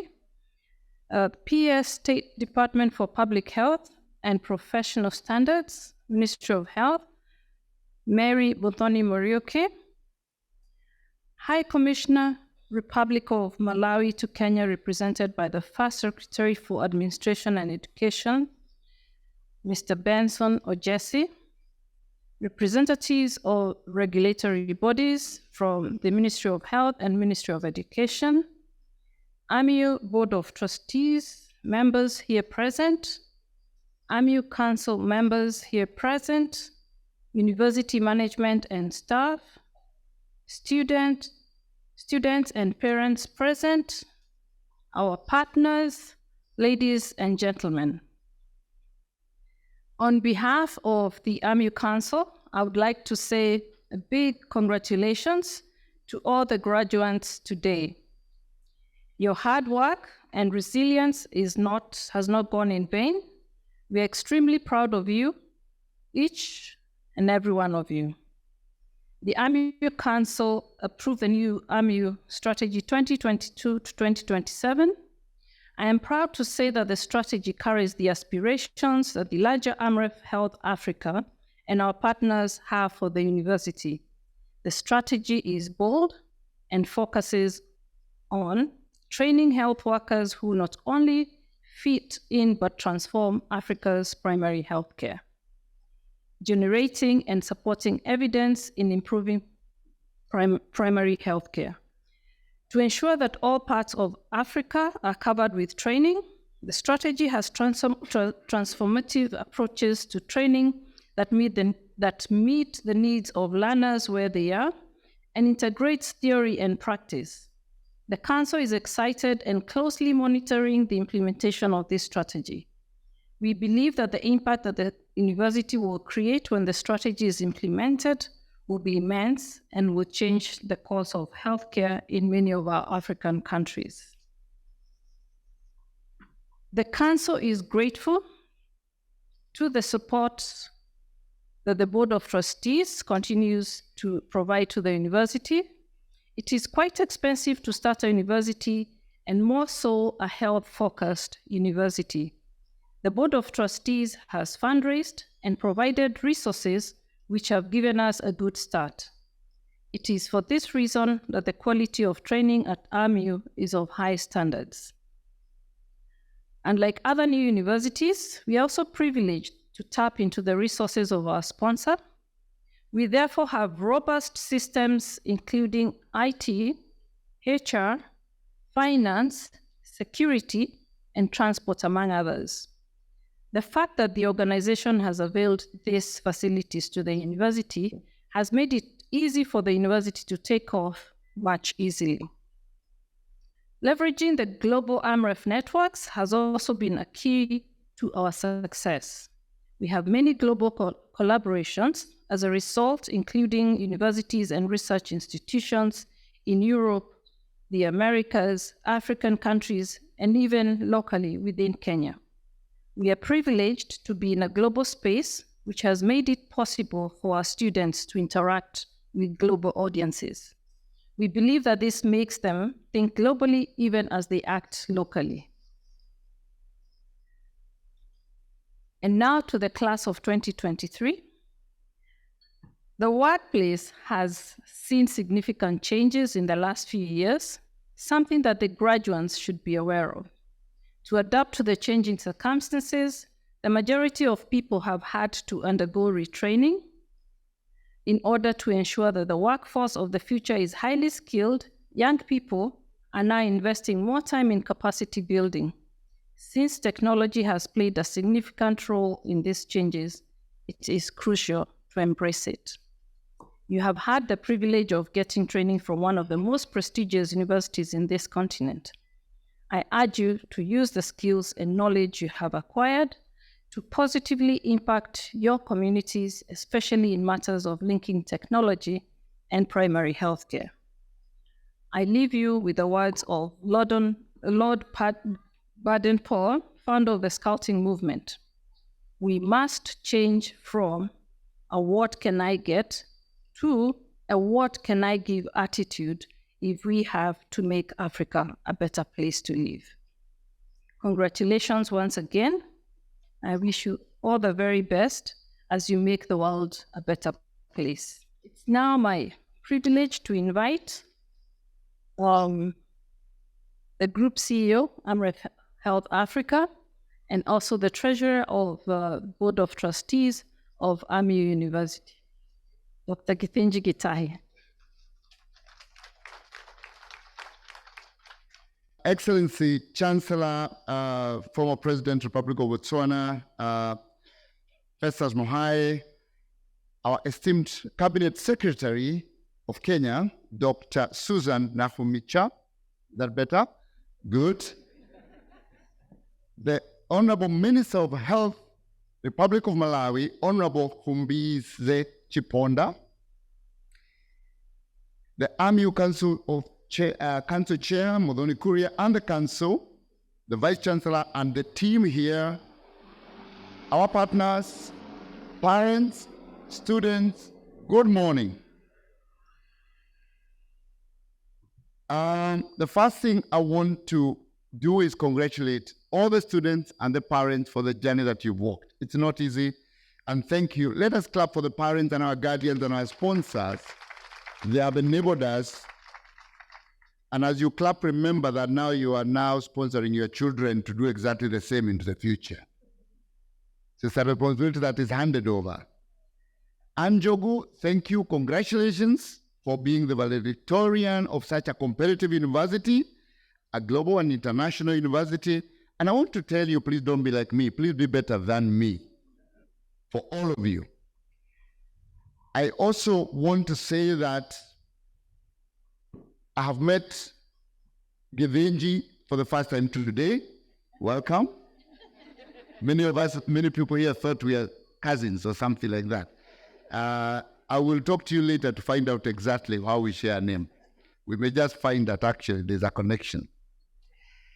I am here on behalf of the Amref Health Africa International Group, but also most importantly as a member of the Board of Trustees of Amref International University, which is the Amref Health Africa is the sponsor of this university. And I serve the Board of Trustees as its treasurer, but today I have had many other people give me the role of secretary as well. So I'll accept it. Honorable ministers, colleagues, the graduating students here, I'm aware, many of them are already working in the health sector in the countries. Is that true? You're just upgrading, upskilling. So how many of you are in the public, just raise up your hand, in the public health sector in Kenya? Raise up your hand. Those are your people, Honorable Minister. How many are in the private health sector in Kenya? Those two are your people, because we have one health system, not two, which is headed by our Honorable Cabinet Secretary. So we congratulate each one of you. Secondly, I looked at this list of graduates, and though there's a very good mix, I note that the predominant number is women. Actually, 64% of the people graduating today are women. Please clap for the men too, because they're joining me. Thank you. I want to use this point to draw your attention to something that's happening today across the continent of Africa: women leadership. We have two ministers of health here. The Minister of Health in Kenya, Susan Nakumicha, the Minister of Health from Malawi, and they are both women leading their health sectors. We need to appreciate that. And this is a wave that is sweeping the continent. And I can count for you the number of women health ministers in the continent, including the ones that are working with us here today, our neighbor in Uganda, our neighbor in Tanzania, our northern neighbor in Ethiopia, Sudan, Zambia, Somalia, Botswana. Can you imagine? Please celebrate this. Let us celebrate it. And the reason I'm saying this is health is about caring and nurturing.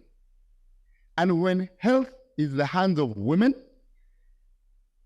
the patients, and the men also working in the health sector are well nurtured and taken care of, including a female leader for the Nursing Council. The CEO of the Nursing Council is a woman, Edna, isn't it? And many others. And you've seen even in the university, Deputy Vice Chancellor, Professor Tamari. So women leadership in health is a big issue that we're trying to address globally, actually. Next week, there's a big meeting in Kigali on Women Deliver. And alongside that, our conversations around gender balance in health leadership. so that we don't get women, actually 64%, serving the patients, but 70% of the leadership is men. This equality, equity, and justice is something that we are seeing being achieved. And we are all safe. Even the men, those of us who are working in the sector, the patients, we are all safe in the hands of women. And I'd like to congratulate our two ministers here. In fact, during COVID, Minister, one of the key innovations that was created in this country and was recognized globally was derived out of a lived experience of a woman who is a gynecologist who thought women were struggling, transitioning during COVID when there was a lockdown. And when they are pregnant and in labor, they could not get to the hospital because of the measures.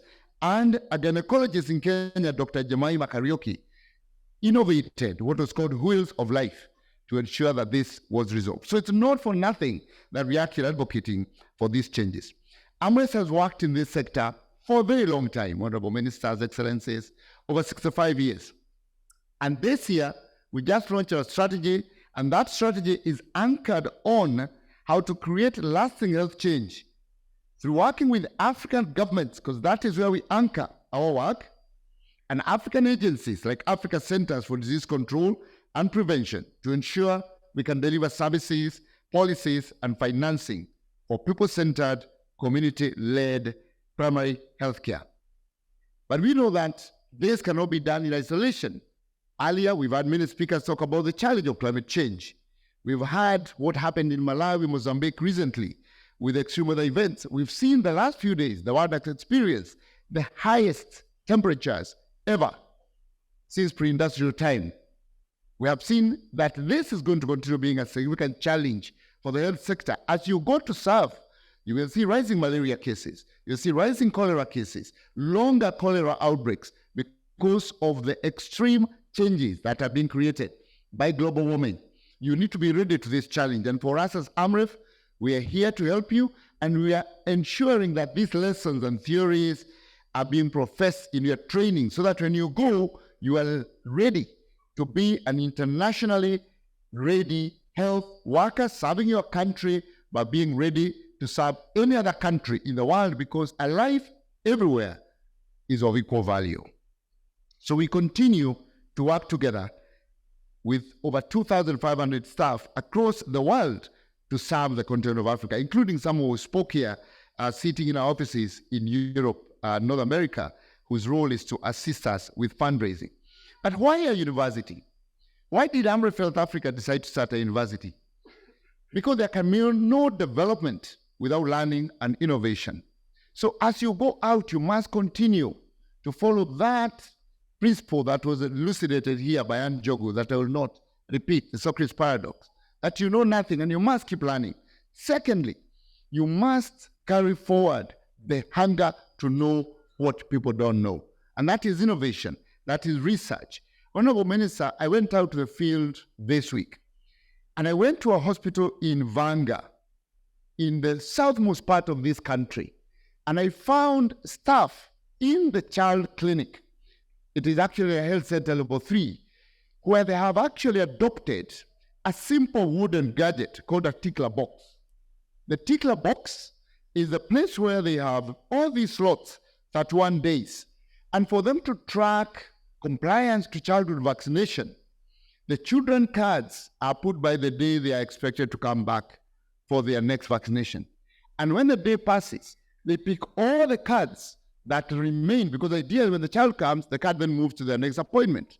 And when the day comes and passes and their cards remaining there, is a signal that those children did not come for vaccination. They then pick that, they call the community health promoters who are being supported heavily by your government, and they tell them, please go and trace the following children, because it's very clear they miss their vaccination. And that is being done with a basic innovation in addition to technology. So technology is going to be a change maker, but we must not forget that innovation is your day-to-day experiences. And the tickler box is something that really impressed me when I went to Vanga in Kwale County. So learning is critical, and learning must continue. So I'm proud today to see that learning is part of Amref Health Africa's work. But we must continue to ensure that the university is not just a place to prepare young people for the future. Its higher mission is to discover and invent the future. And this is the future we are calling you to start writing today. The other point is that as you invent the future, that future must be socially embedded, that it must be responsive to the needs of the people you're serving every day, fostering development through direct engagement with the people you're working with, the communities. Our communities must open their eyes to this imminent future and transform their thinking to see universities merely as self-indulgent student factories, but as partners of national development with the potential to change people's lives. And this is what Amref International University wants to be. And in line with this, the Board of Trustees and the sponsor of the university is investing asset values of up to $50 million to establish the new seat of Amref International University at our new site in Roiro. Part of that is $25 million contributed to us by our benefactors who have been supporting, and that came from Mackenzie Scott, a single donor, which is helping us to set up. Therefore, this is foreign direct investment, Honorable Minister, into this country, that we are going to establish a university that's eventually going to occupy more than 6,000 students face-to-face, in person, and thousands, as was said by Professor Matiang'i, Dr. Matiang'i, into the future through the Odell Center. Next year's graduation, for those of you who are coming back, because I know you are coming back for your next study, will be at the new site in Roiro. Will not be here in this congested space. So we need to celebrate the new site of Amref International University, and we have already started construction, and the construction completion date is February 2025. As I close, let me state a few things. One, Amref International University is a global university based, headquartered, and hosted by the Kenya government. Today, we have students graduating at this university from DR Congo, Uganda, Tanzania, South Sudan, and we have many more who are studying to join our future graduations. Secondly, Amref University is a university of equitable access, partnering with governments and our partners to ensure that we have access to primary health care for all. Third, we believe that the biggest input into the healing of the people we work with and to their health is compassion and love. It is the smile when the mother walks into a clinic. It is the smile of that man who walks in, or that child who walks into the physiotherapy clinic, or to your clinic or the hospital, wherever you'll be working. In a recent study about a year ago, on what 1 million women want, reproductive age women, the biggest ask was compassionate care. It wasn't more commodities, it wasn't better equipment, it wasn't better hospitals, it was compassionate care. And I know that in this university, that's a value that you've lived. Because even as Amref Health Africa, one of our key values is Ubuntu, Honorable Minister from Malawi. Ubuntu, you are because I am because you are. That compassionate human value is instilled in yourself. So please take that forward and keep smiling at every person you meet. Finally, Amref University is a university that's focusing on discovering and reinventing the future. And you seated here are the future. And today, we congratulate you because you're holding the pen, virtually or otherwise, for drafting that future. Congratulations to all of you, to your sponsors, to your guardians, but also to the faculty of Amref International University that has enabled you to be here today as you write your future. Honorable Ministers, we value your presence here. We value your partnership. We know how difficult your jobs are. We know how busy you are, but you chose to spend today with these graduates. Because these ministers value you. They value your time. They value your studies because they know you are the change they need for the health sector. So we are greatly honored that you're here with us. And on behalf of the students and the graduates and the parents, I wish to thank you most sincerely. Thank you very much and congratulations. It's now my honor to invite Frederick Dambuki, Secretary, Administration, Higher Education and Research, to make a few remarks. After that, I would like to invite the Cabinet Secretary, Susan Apumicha, to make her remarks and then invite the Honorable Minister from Malawi. I'm here representing the Cabinet Secretary in the Ministry of Education, the Honorable Ezekiel Machogu. And at the same time, I'm also representing the Principal Secretary in the State Department for Higher Education and Research. I have a speech which I'm going to take you through on behalf of the Minister. The Chancellor, His Excellency Festus Mogae, former President, Republic of Botswana. The Cabinet Secretary, Minister of Health, Kenya, the Honorable Dr. Susan Nakumicha. The Minister of Health, Malawi, Honorable Kumbinse Chibonda. The PS, State Department for Public Health and Professional Standards, Minister of Health, Ms. Mary Mozoni Moriuki. High Commissioner, Republic of Malawi to Kenya, represented by the First Secretary for Administration and Education Desk, Mr. Benson Ojesi.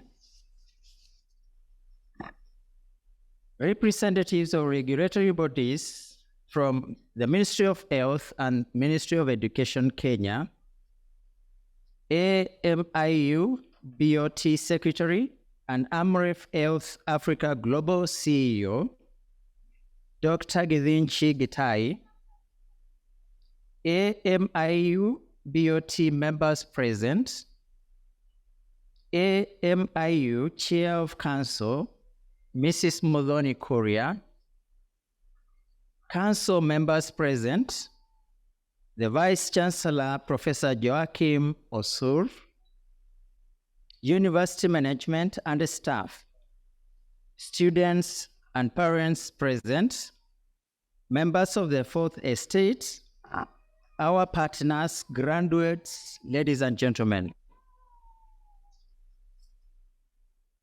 Good morning. Let me start by bringing greetings from the Cabinet Secretary, Honorable Ezekiel Machogu, who really had wished to be here for this great occasion, but due to other work-related commitments, he has sent me to represent him. Receive also greetings from the Principal Secretary, Higher Education and Research, Dr. Beatrice Muganda Inyangala. I am delighted to be here today to celebrate the 4th Amref International University graduation ceremony. This is an achievement of no mean feat. Education, just like other endeavors in life, is a process. It takes courage, self-determination, discipline, and a sense of focus to go through an academic program successfully. Our gathering today is to celebrate great minds that have gone through training by highly qualified lecturers and imparted with knowledge and skills that are designed to transform and impact the world. When I look at you, graduates, I see hope for our country and the world at large. All of you hold the key to the transformative change that is desired across all sectors of the economy. We are happy to celebrate with you. As you get your degree certificate, I want to reconfirm that it is a certificate of value. This is because the Ministry of Education, through the Commission for University Education, is very stringent in ensuring that all universities meet quality standards. And it is our motto to be able to ensure that in all universities, both public and private, are able to offer quality education to all our students so that after graduating, they can be able to make meaningful contribution wherever they'll find themselves in, because they are competent, they are well skilled, and they can be able to undertake an assignment. That is our position as a Ministry of Education.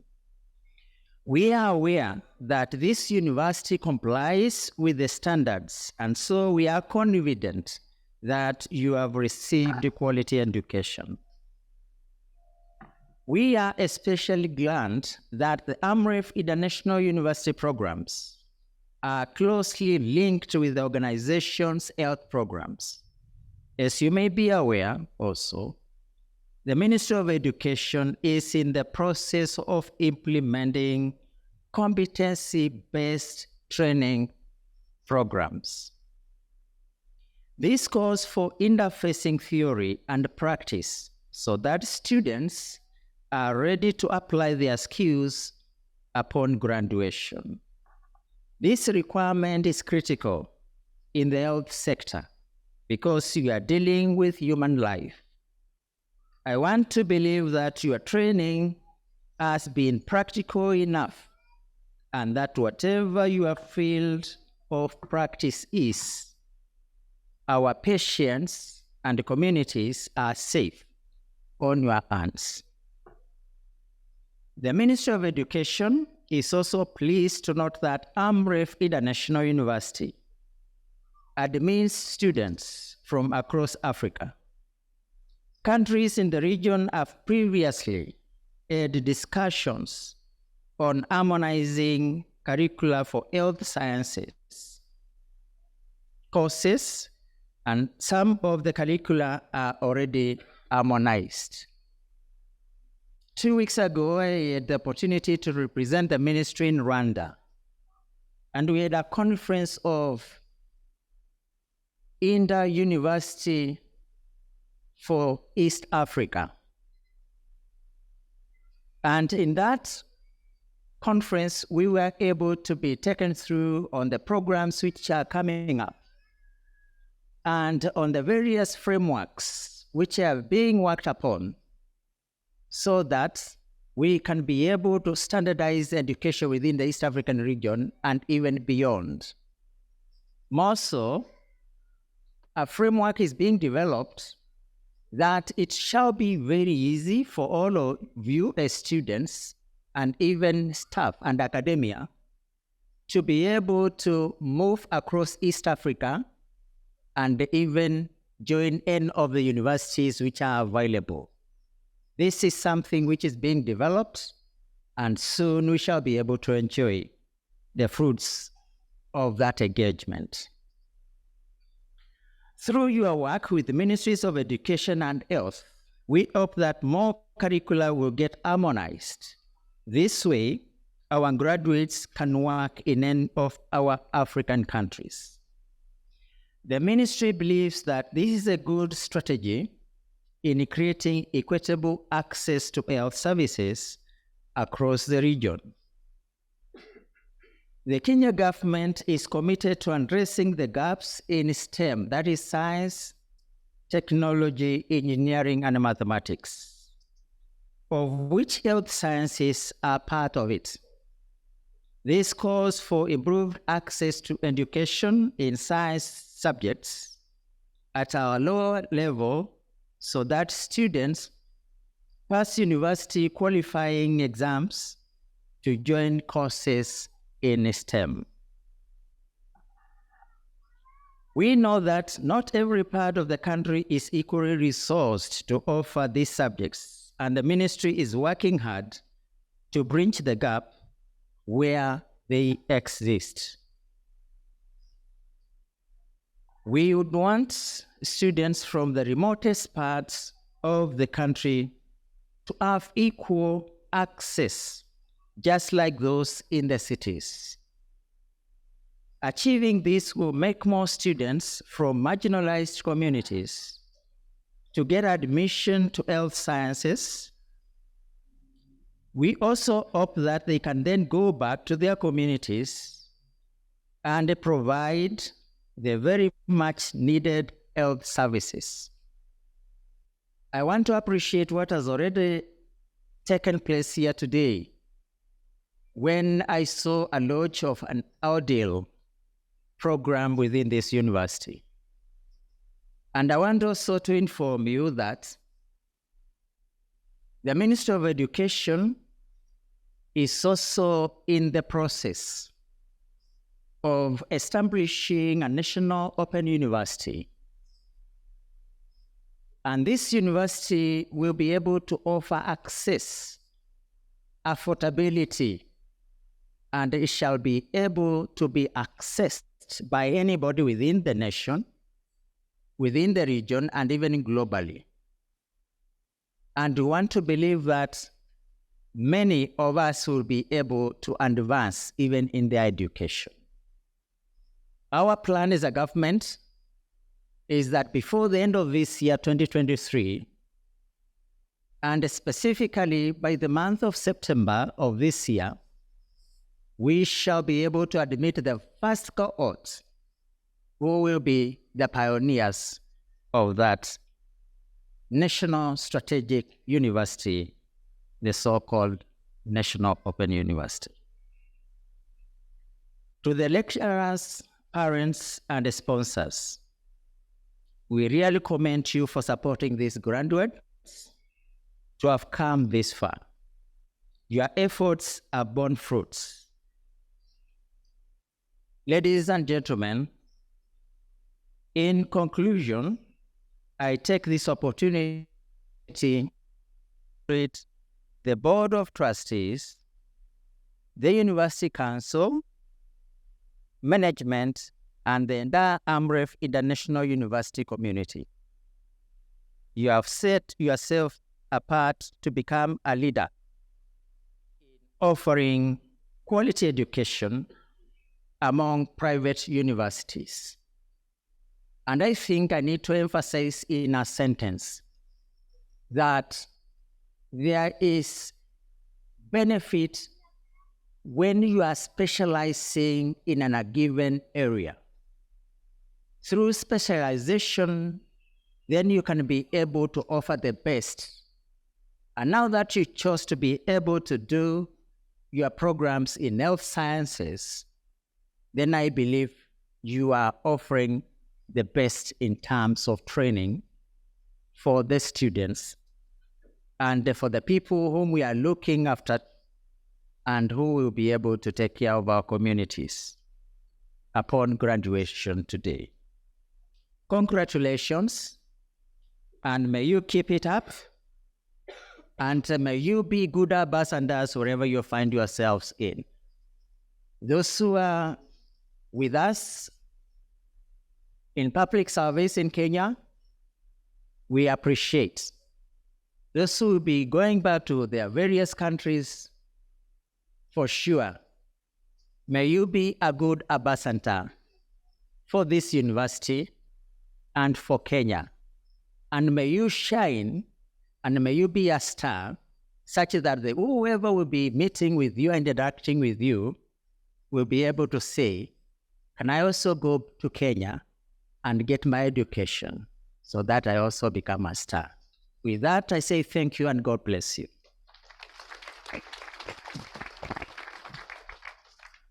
All right, ladies and gentlemen, I now do have the honor of inviting our Cabinet Secretary for Health in Kenya, Honorable Dr. Susan Nakumicha, to address us, and request her to give us the honor of inviting her colleague and peer, Honorable Kumbize Chiponda, Minister of Health in Malawi, after her address. Welcome, Honorable Minister. The Chancellor, Your Excellency Festus Mogae, former President, Republic of Botswana, Honorable Minister of Health for Malawi, my elder sister, Kadondo Chibonda, the Board of Trustees, represented by Dr. Gidenji Gitahi, the Chairperson of the University Council, Mrs. Modoni Kuria, Vice Chancellor, Professor Joachim Osur, the University Senate, the Management Board, faculty, staff, students, and alumni, parents and guardians, invited guests, ladies and gentlemen, members of the Fourth Estate, good afternoon. I am pleased to be part of this remarkable occasion of the fourth Amref International University graduation being held under the theme Revolutionizing Primary Healthcare through Higher Education and Research. Today, we come together to honor the incredible accomplishments of 266 graduates who have successfully completed their studies in various fields, including nursing, reproductive health, critical care nursing, mental health practice, community health practice, physiotherapy, midwifery, health systems management and development, health professions education, and public health. As we acknowledge the graduates' accomplishments, it is important that we reflect on the pressing human resource for health gaps faced by our nation. Kenya, like many other countries, and my sister Chiponda is here, we experience a shortage of health workers, and particularly in rural areas where access to healthcare is limited.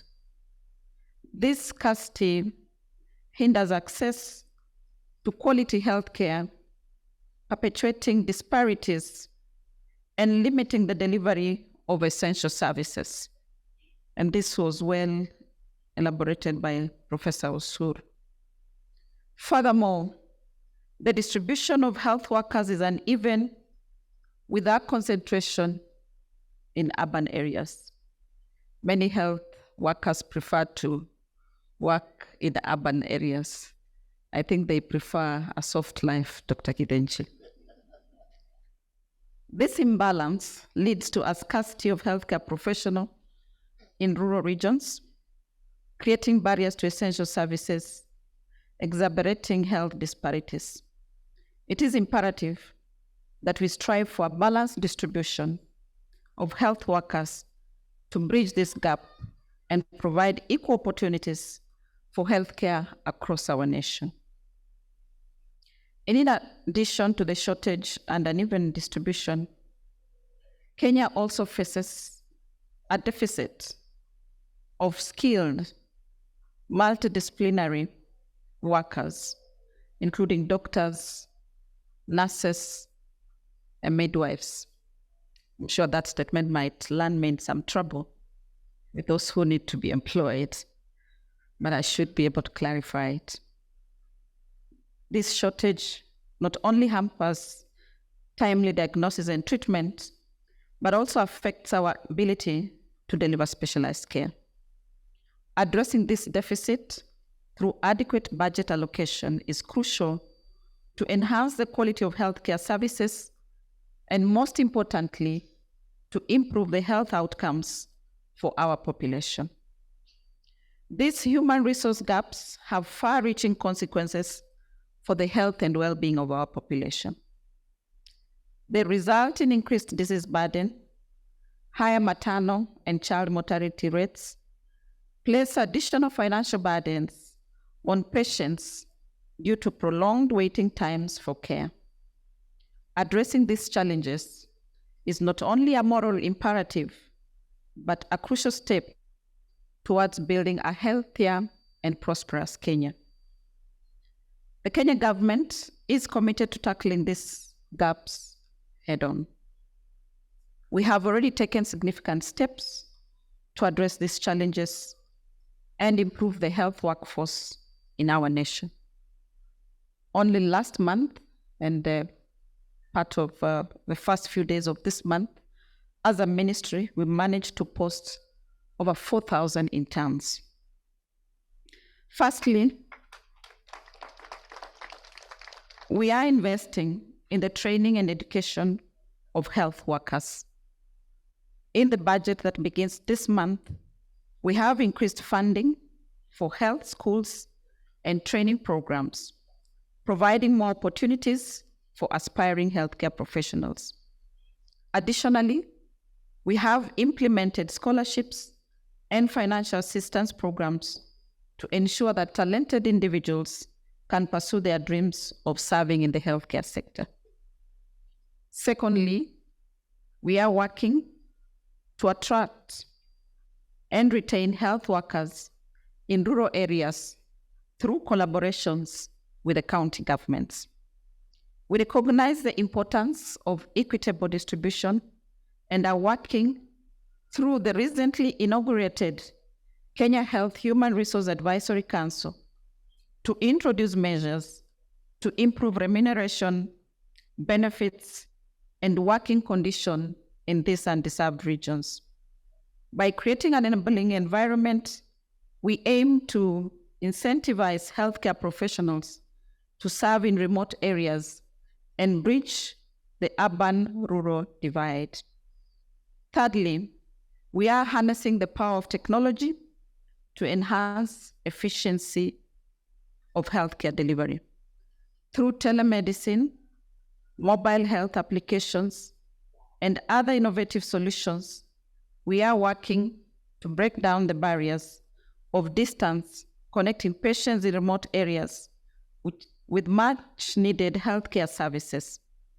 Technological advancements have the potential to revolutionize primary healthcare and make quality services more accessible to all Kenyans. Government is rolling out a digital superhighway to enable connectivity in remote areas.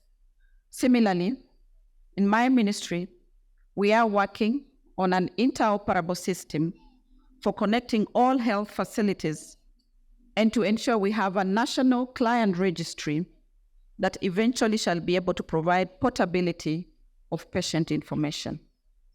Lastly, we are empowering community health workers, who now we call community health promoters, who play a vital role as the first point of contact for health in the rural areas. These dedicated individuals are often the bridge between communities and formal healthcare systems. We are going to roll out in the next few months 100,000 community health promoters. These 100,000 community health promoters, we have kitted them. We have given them a necessary kit that they should be used to enroll households. Each community health promoter will be charged with the responsibility of 100 households. Besides kitting them, we have given them a gadget to be able to collect information, to collect data that shall improve our decision-making at the ministry. And I really want to thank Dr. Githinji that Amref has given us support. A lot of support in training the community health promoters that we so have. And 2 weeks ago, when you were in my office, we had a discussion on how we scale up and work together to create the primary care networks. And I want to believe that by the time we are rolling out, that is what is going to revolutionize healthcare in this country. Many Kenyans are asking what we have been doing since we came to office, but I want to say we were partially closed for renovations, and we're just about to launch the new system of healthcare in Kenya.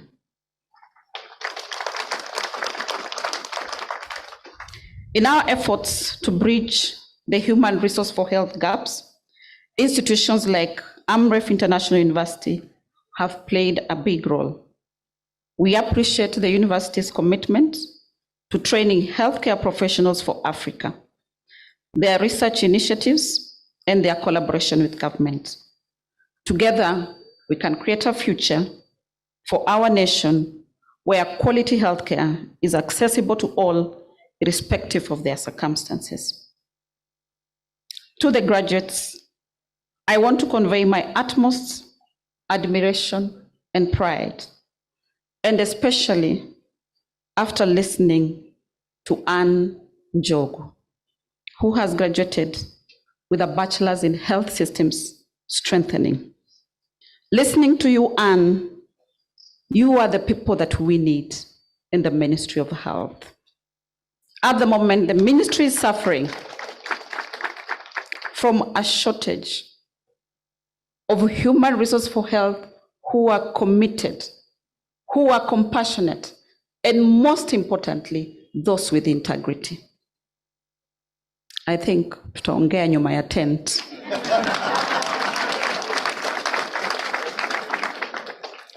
To the graduates, you have been equipped with the knowledge, skills, and compassion needed to make a difference in the lives of others. As you embark on your professional journey, remember the oath that you are just about to take. Embrace the challenges that lie ahead with determination and empathy. Your dedication and commitment to transforming primary healthcare will pave the way for a healthier and a brighter future for our beloved country. In conclusion, let me congratulate each and every one of you for your remarkable accomplishments. As well, congratulate the parents and guardians. I am one, and I know what it takes when your child is graduating. You are the torchbearers, the graduates. You are the torchbearers of change, and I have no doubt that you will make a lasting impact in the field of healthcare. As you celebrate this milestone today, remember that the true measure of success lies in the positive impact you have on the lives of others. As Anne said, continue to learn. As Dr. Githinji has said, innovate and advocate for the health and well-being of all Kenyans. Thank you all, and may you have a fulfilling journey ahead.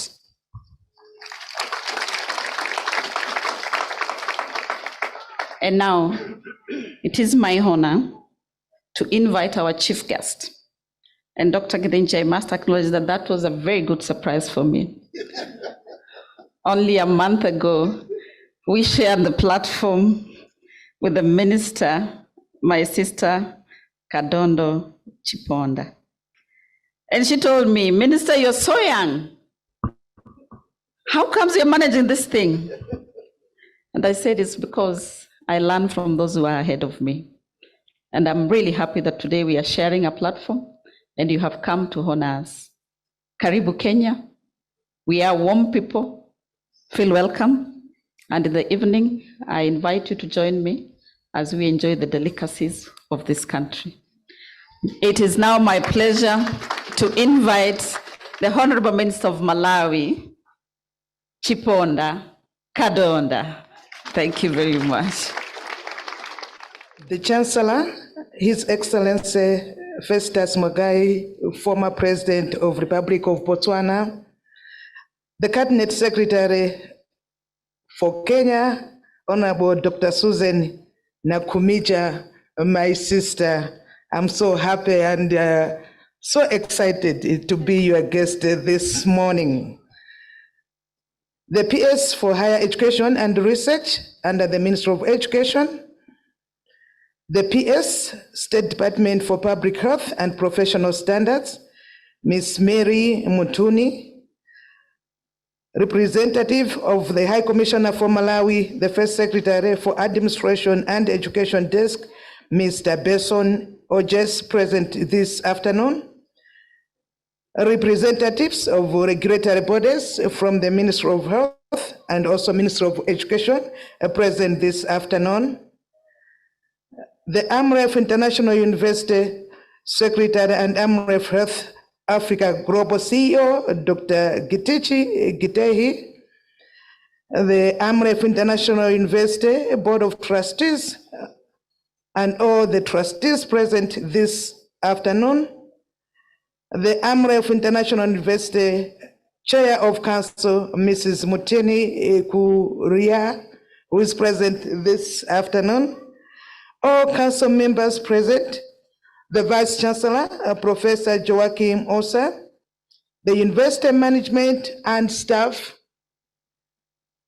the students and parents present, all our partners present, and in a special way, let me also recognize Mr. Nyasulu, our country director for Amref in Malawi, who is also present this afternoon. Distinguished guests, ladies and gentlemen, all members of the media, and in a very, very special way, our graduates. Congratulations.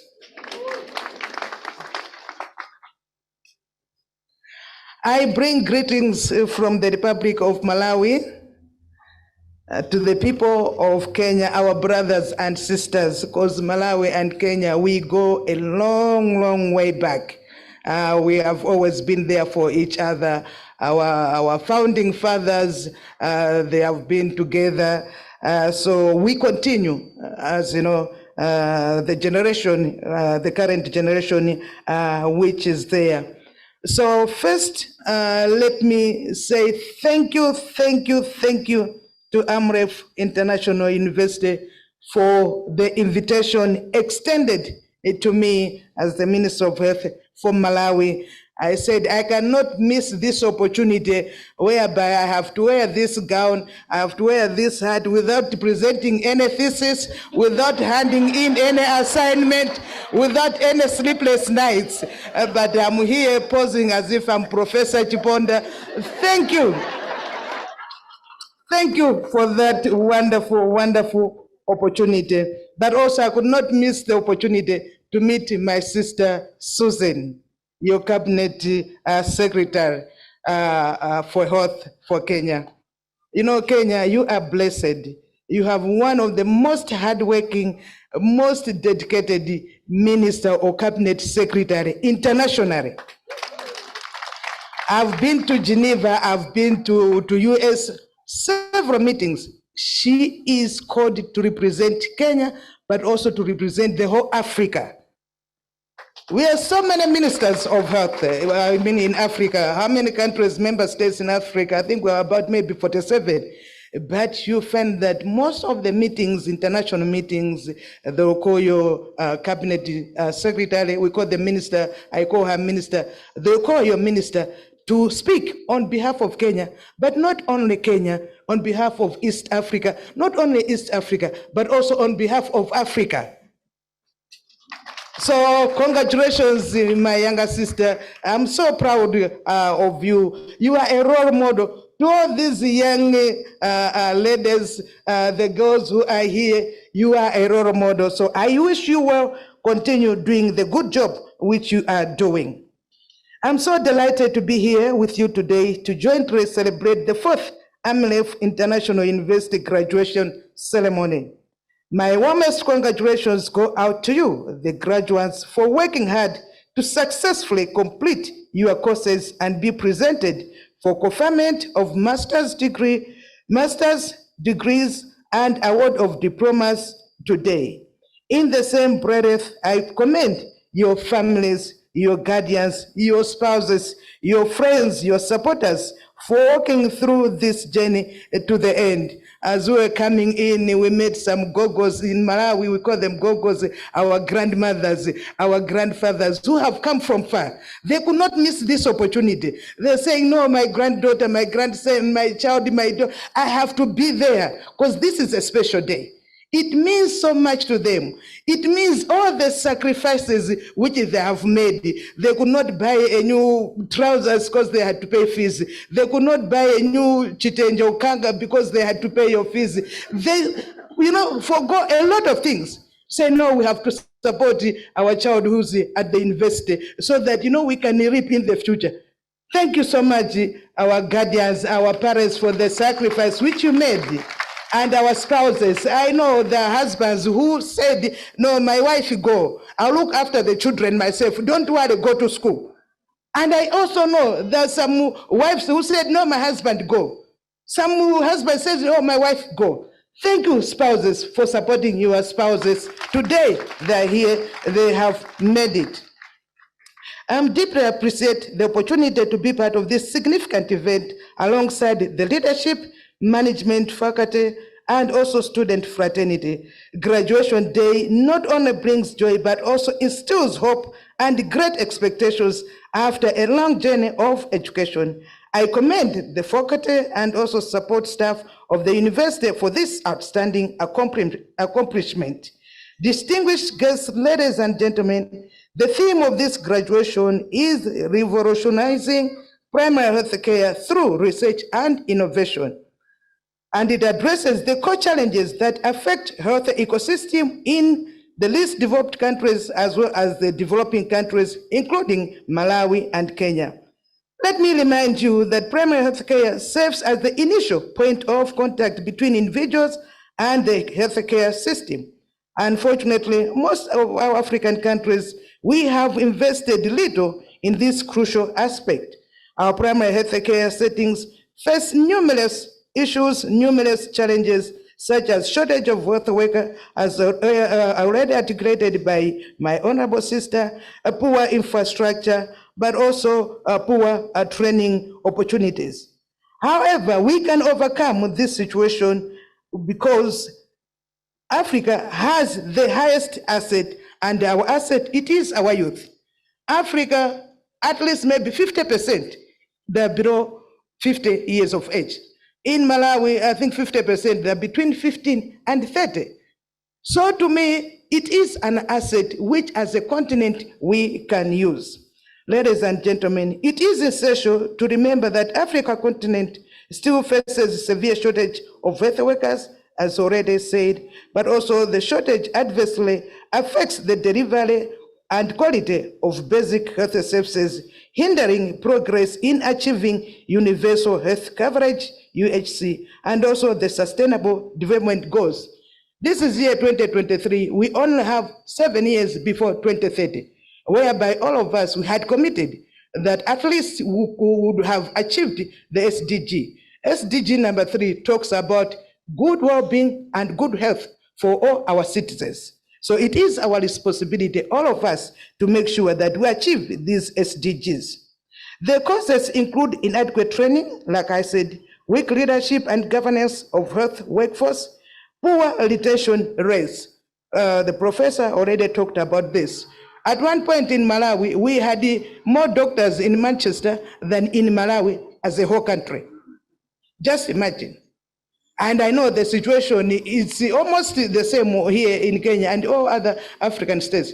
Can you just imagine if all the health workers who are working outside Africa can just come back to Africa? Can you imagine? Can you imagine what would happen to our primary health?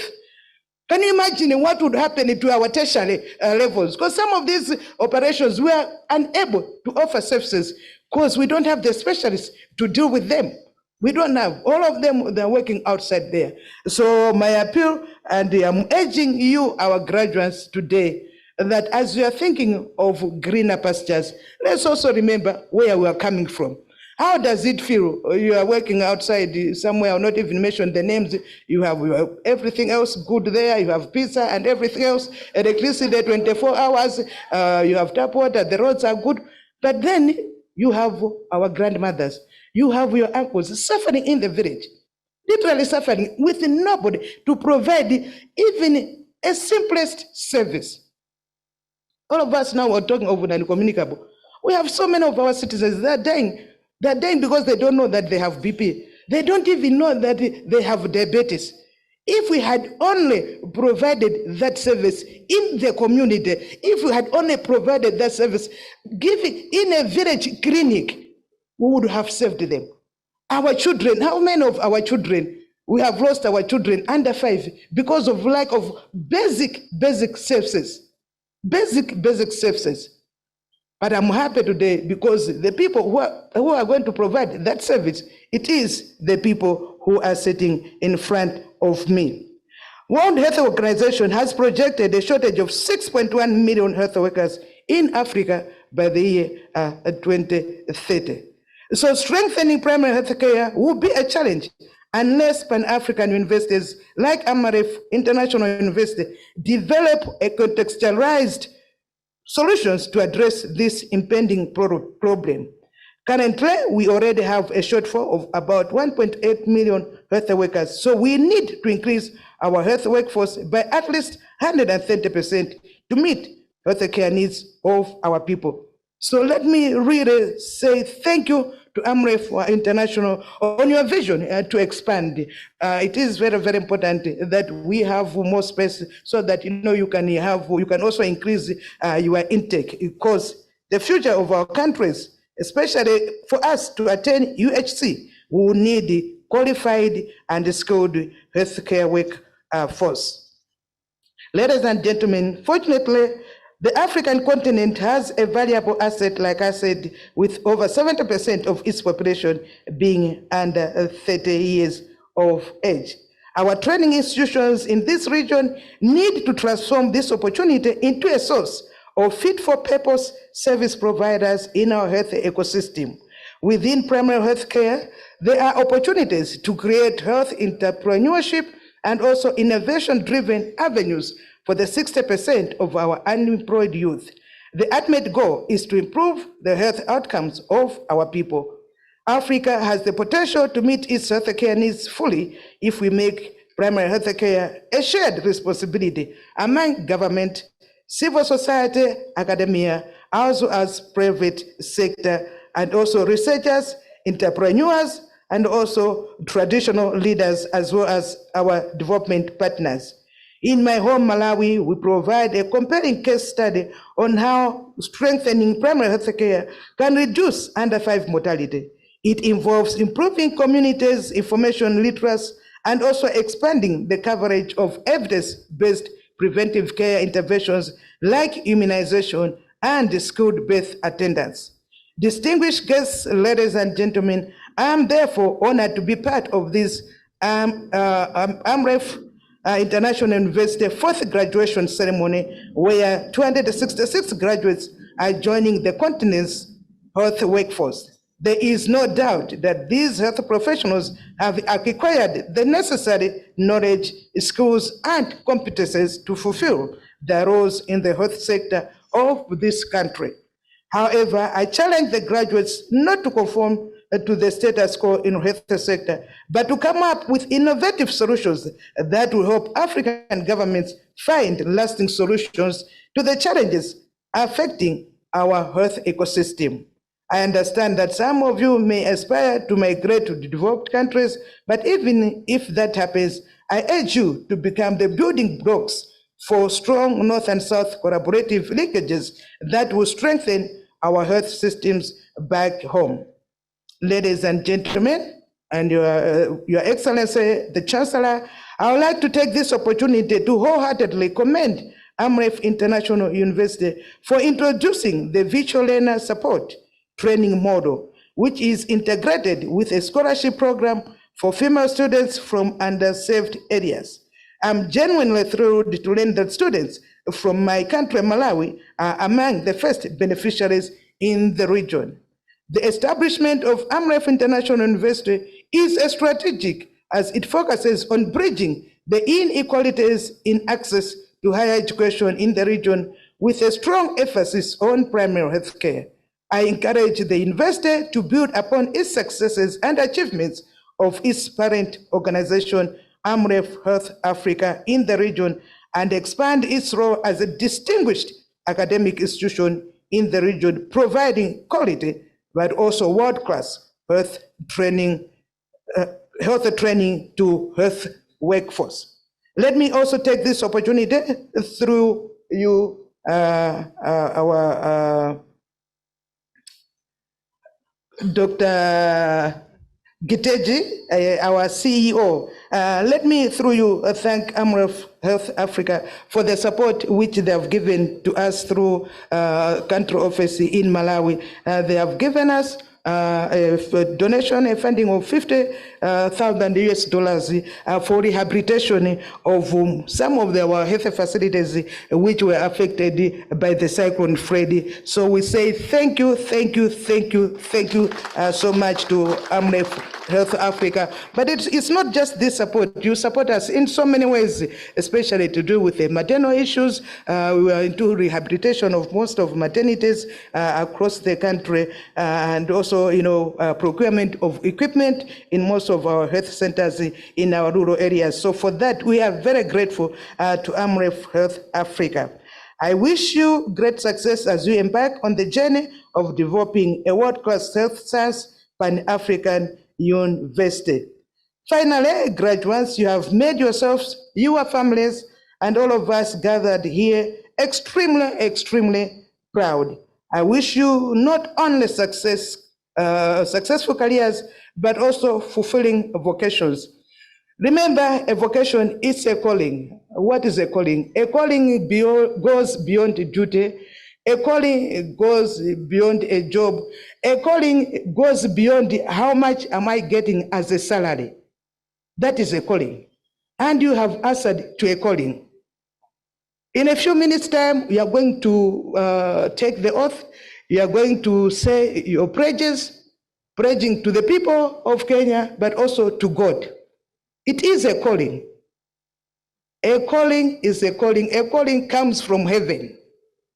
A calling is not something like, I didn't have anywhere to go. This was the only, opening for me. And it is those who are not called to this profession, those are the bad apples which spoil our profession. Because those are the ones who go to work drunk in the morning. How can somebody go to a health center, to a hospital, drunk? And me and my sister, we get phone calls every day. Your clinician has come to the work drunk. Your nurse has come to work drunk. Your nurse, and we have lost pregnant women. We have lost some children because of lack of care. Because of those bad apples that I'm saying. They were not caught, but they were just forced because they had nowhere to go. You cannot go to a clinic and be on Facebook, on WhatsApp for hours and hours. Good people, you can't. Then you are not called. A calling means you be woken up at 3 a.m. because somebody has come with a child who has high fever. They're having conversions, and you wake up because it is a calling. A calling means you be called back from a holiday which you only took from yesterday. But you be called back. There is an emergency. There is an outbreak of cholera. You need to come back. And you come back. That is a calling. That is a calling. So, but I'm very sure, looking at these beautiful faces and the smiles, that all of you have been called to this very noble profession. We wish you well. It's not going to be easy. It's not going to be, we know the environment. Me and the Honorable Susan, we know the environment which some of you are going to work with. Hard to reach areas, she mentioned here, roads which are not even passable. We understand the situation, especially those working in public service. We understand, and our governments, they are committed. And the beauty is that, our president of Malawi and Kenya, they give us the highest support in the ministries of health, because they appreciate the challenges which you, our health workers, are facing. Sometimes we say bad things to you, but because we don't understand. We understand some of them, they spend maybe one shift after another. How can somebody work for 48 hours and still be smiling? You become tired. So when we come to seek for attention, because you are tired, maybe you not give us a smile and you say, oh, these nurses, they're bad people, they're not smiling, they're what. But maybe it is because of the environment. So we are committed to making sure that we provide the best for our health workforce. We need to support you fully to make your working environment conducive for you to do your job properly. But with these few remarks, I wish you well. Go there, go and serve. You are serving our people, or you are serving your own brothers and sisters, and they need your services. Congratulations to all of you, and congratulations to the whole team of Amref International University. And of course, congratulations to all the parents and the guardians. God bless you all. Thank you so much. Distinct pleasure and honor to take this moment to invite, on behalf of the Chair of the Board of Trustees, Dr. Charles Okahal, not be able to be with us today, to take the honor of inviting our Chancellor, His Excellency, Mr. Festus Mogae, to address this congregation. It is your moment now, Chancellor, sir. The Cabinet Secretary, Minister of Kenya, Honorable Dr. Susan Nakumicha, Minister of Health, Malawi, Honorable Konbize Chuponda, Principal Secretary, Higher Education and Research, Minister of Education, Dr. Beatrice Yangala, Principal Secretary, State Department of the Public of Health and Professional Standards, Minister of Health, Ms. Mary Mutuni Mariuki, HSC. High Commissioner, Republic of Malawi to Kenya, represented by the First Secretary for Administration and Education, Mr. Benson Ojesi, representatives of regulatory bodies from the Ministry of Health and Ministry of Education, respectively. Amref International University Board of Trustees, members present, Amref International University Chair of Council, Mrs. Mutoni Kuria. Council members present, University Management and staff, students and parents present, our partners, ladies and gentlemen. It gives me great pleasure to join you at the 4th graduation of Amref International University. I noted that some of the graduating students joined the university at the height of the COVID-19 pandemic. I commend all of you for working hard under exceptionally difficult and uncertain circumstances, thus offering us an opportunity to congregate here today and witness the conferment of degrees and award of diplomas. Congratulations to parents, guardians, and sponsors for supporting our graduates against all odds and enable them to realize this great achievement. This graduation is also happening at a time in history when education has witnessed enormous technological advancement. Open distance and e-learning, as well as digital innovations, have transformed the way we approach and access education. I'm especially excited that the university continues to heighten its focus on building human resources for health, as well as evidence to improve and develop primary health care in our communities, while deploying the use of technology to reach the underserved and marginalized populations in our region. Ladies and gentlemen, the launch of Amref International University Health Entrepreneurship Academy and Amref International University Open Distance and E-Learning Center today will enable the university to position itself at the intersection of revolutionizing primary health care through higher education and research through the versatile and dynamic health landscape. The advancement of digital innovations in higher education will greatly contribute in training learners with ability to advance dynamic and good and rather groundbreaking solutions to solve health and research problems in our continent. Further, and in keeping with our theme in 22 2022 to 2027 Amref International University strategy.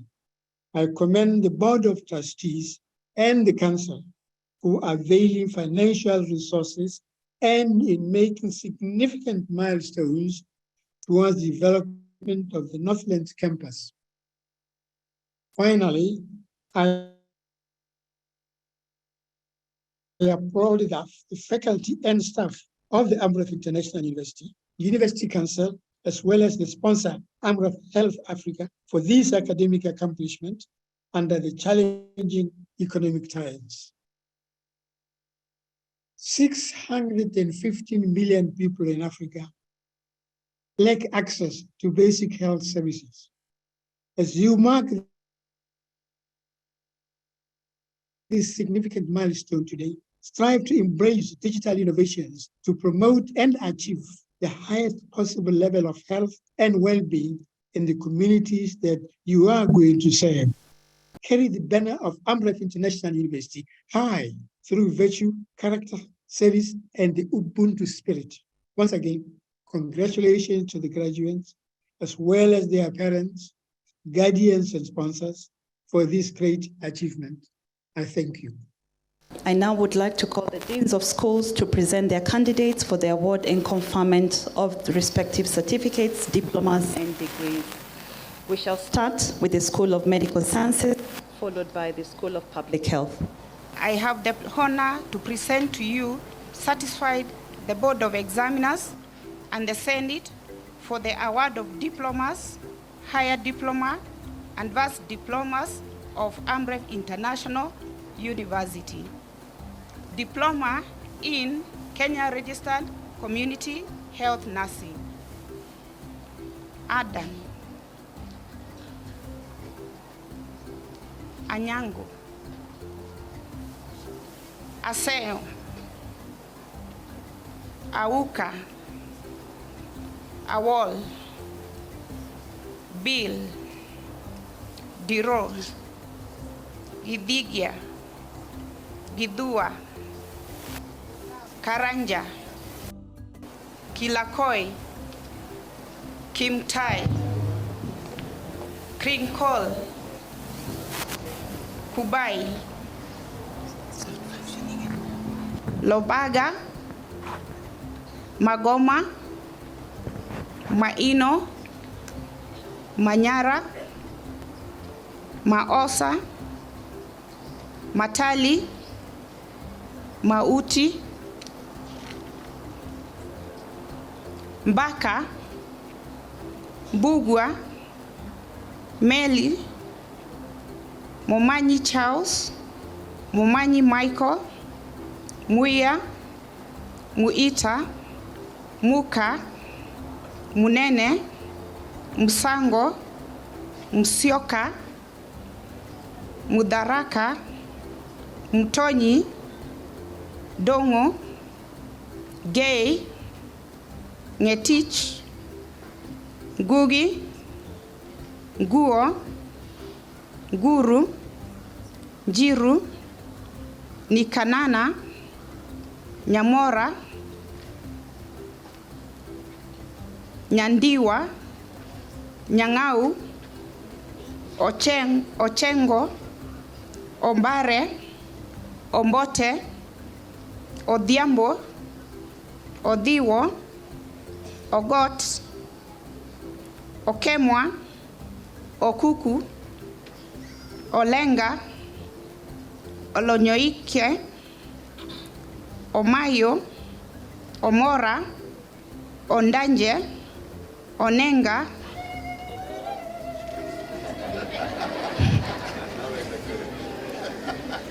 Opiesa Osoro Otieno Morris Otieno Monica Otulia Tamim Deuri Dongo Wambembe Wangari Jane Wangari Naomi Wanyonyi Yegon. Higher diploma in comprehensive reproductive health. Mugo Mwanyae Omburu, Higher Diploma in Critical Care Nursing. Achieng Atieno Chebukati Cherono Frederick Gaderu Henry Kamau Kanyingi Karanu Kibi Kipkoril Kipruto Koech Maina Jane Maina Kevin Maingi Makale Marete Babu Bogo Bugwa Buria Moreka Mugambi Mugweru Muita Mutai Mutunga Mwangi Mwara Namikoe Namoso Damba Ndolo Ngetich Ngugi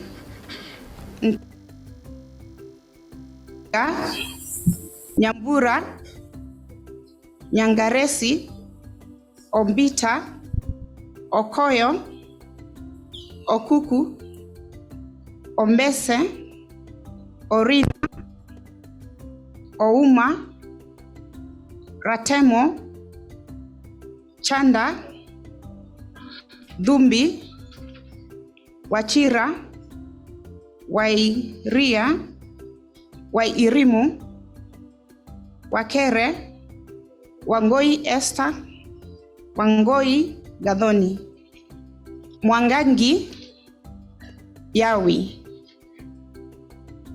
Advanced Diploma in Applied Mental Health or Practice. Distinction.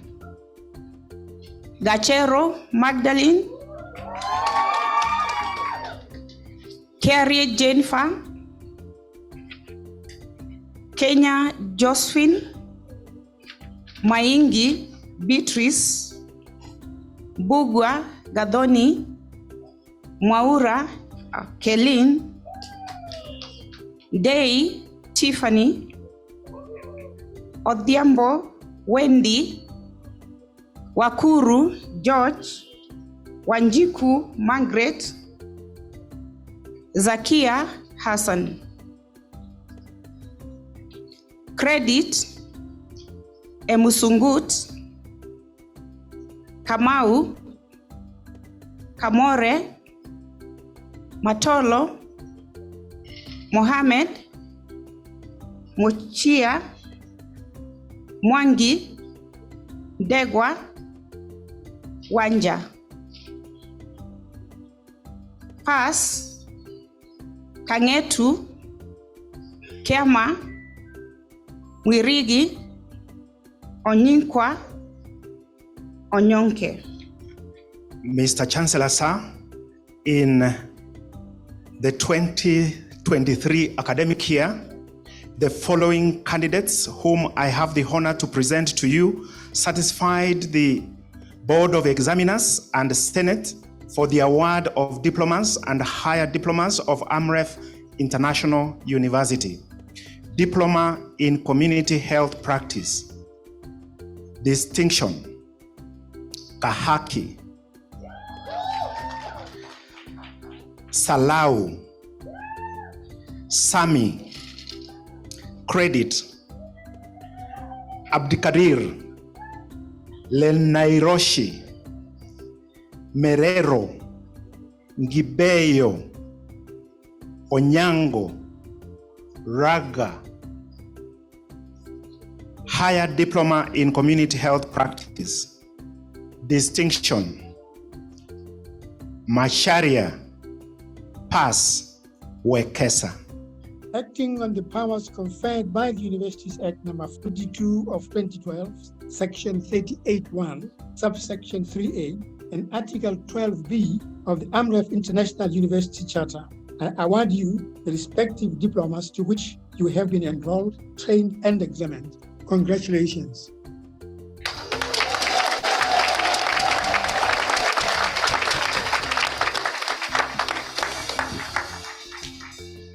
Mr. Chancellor, sir, in the 2023 academic year, the following candidates whom I have the honor to present to you satisfied the Board of Examiners and Senate for the conferment of degrees of Amref International University.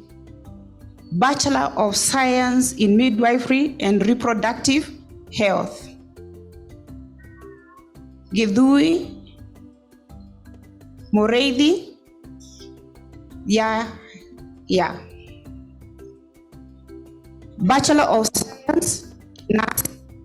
Chepkoril David Fisol Kanana Kelwom Kilu Kimudo Kirema Chalo Lekayo Maina Matoke Mumo Munge Mutai Mwara Mwangela Nzomo Ochieng Okonu Oluoch Odiek Otieno Helen Situma Tibaya Wanjiru.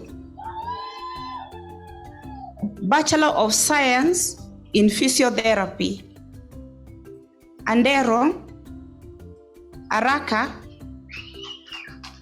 Chepke Moi Dennis Gishia Gitoru Jebugei John Kabudha Kanyoro Katasi Kebenei Kanigwi Kivuva Konzi Li Litiema Mandi Mbae Bugwa Burugo Misiani Morioki Musumba Musiemi Musioka Mutinda Mutua Mwangangi Gema Gusale Zuva Ochieng Okochi Ombati Omwenga Omweri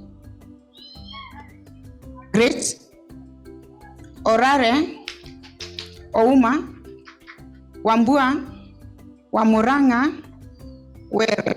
Mr. Chancellor, sir, in the 2023 academic year, the following candidates whom I have the honor to present to you satisfied the Board of Examiners, Bachelor of Science in Community Health Practice, second class, Honors, Upper Division.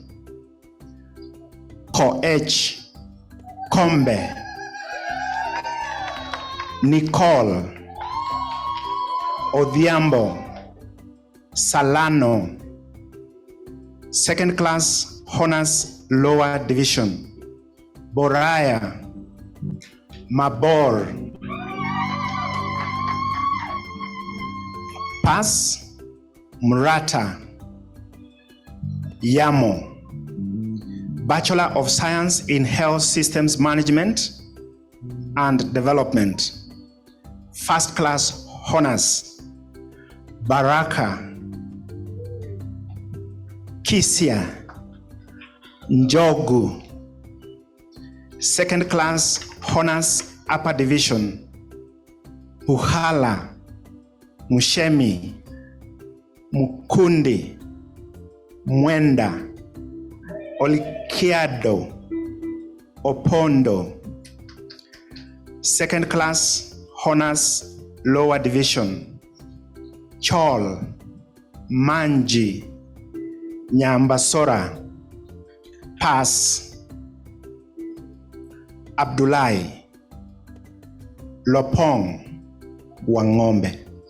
Acting on the powers conferred by the Universities Act number 42 of 2012, section 38(1), subsection 3A, and Article 12B of the Amref International University Charter, having satisfied the University Board of Examiners and Senate, I confer upon you the respective degree to which you have been enrolled, trained, and examined. Congratulations. I request you to raise your right hand and read after me. On page 25 is where we have the oath. So where there's a dotted line, you'll mention your name. So I solemnly swear before the Almighty God, in the presence of this assembly, to observe the nurses' code of ethics and conduct. I will faithfully practice the esteemed profession of nursing in accordance with the laid down laws and regulations.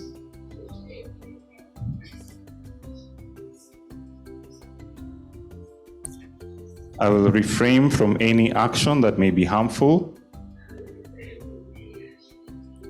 deleterious, or mischievous, and I will maintain the respect and dignity for human life.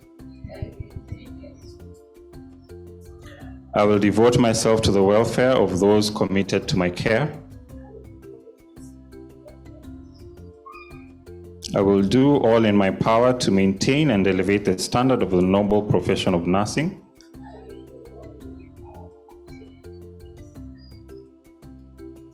Holding in confidence all personal matters coming to my knowledge. I will endeavor to work in collaboration with other team members to deliver the highest quality of care possible.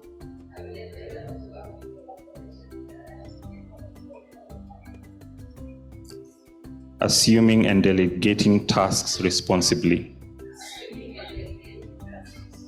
So help me God. Thank you very much. You may have your seats.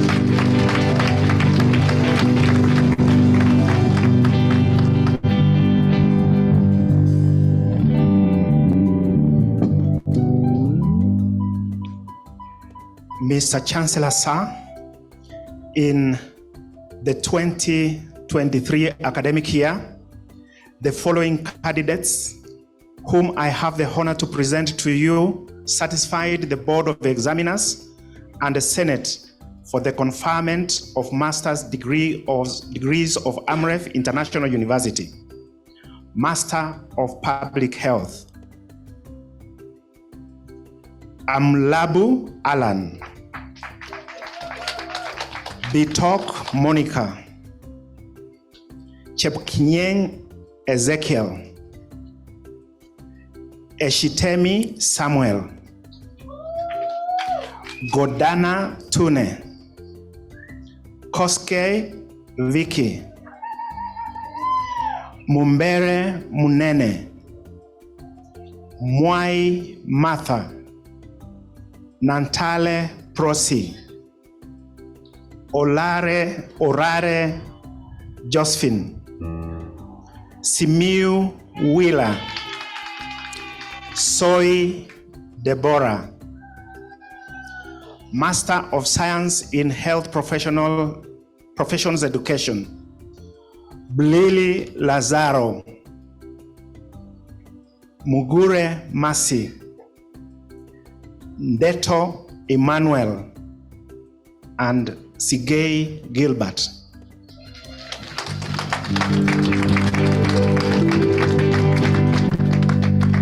Mr. Chancellor, sir, I now call upon you to confer a master's degree of Amref International University. Acting on the powers conferred by the Universities Act number 42 of 2012, section 38(1), subsection 3A, and Article 12B of the Amref International University Charter, having satisfied the University Board of Examiners and Senate, I confer upon you the respective degree to which you have been enrolled, trained, and examined. Congratulations. Mr. Chancellor, sir,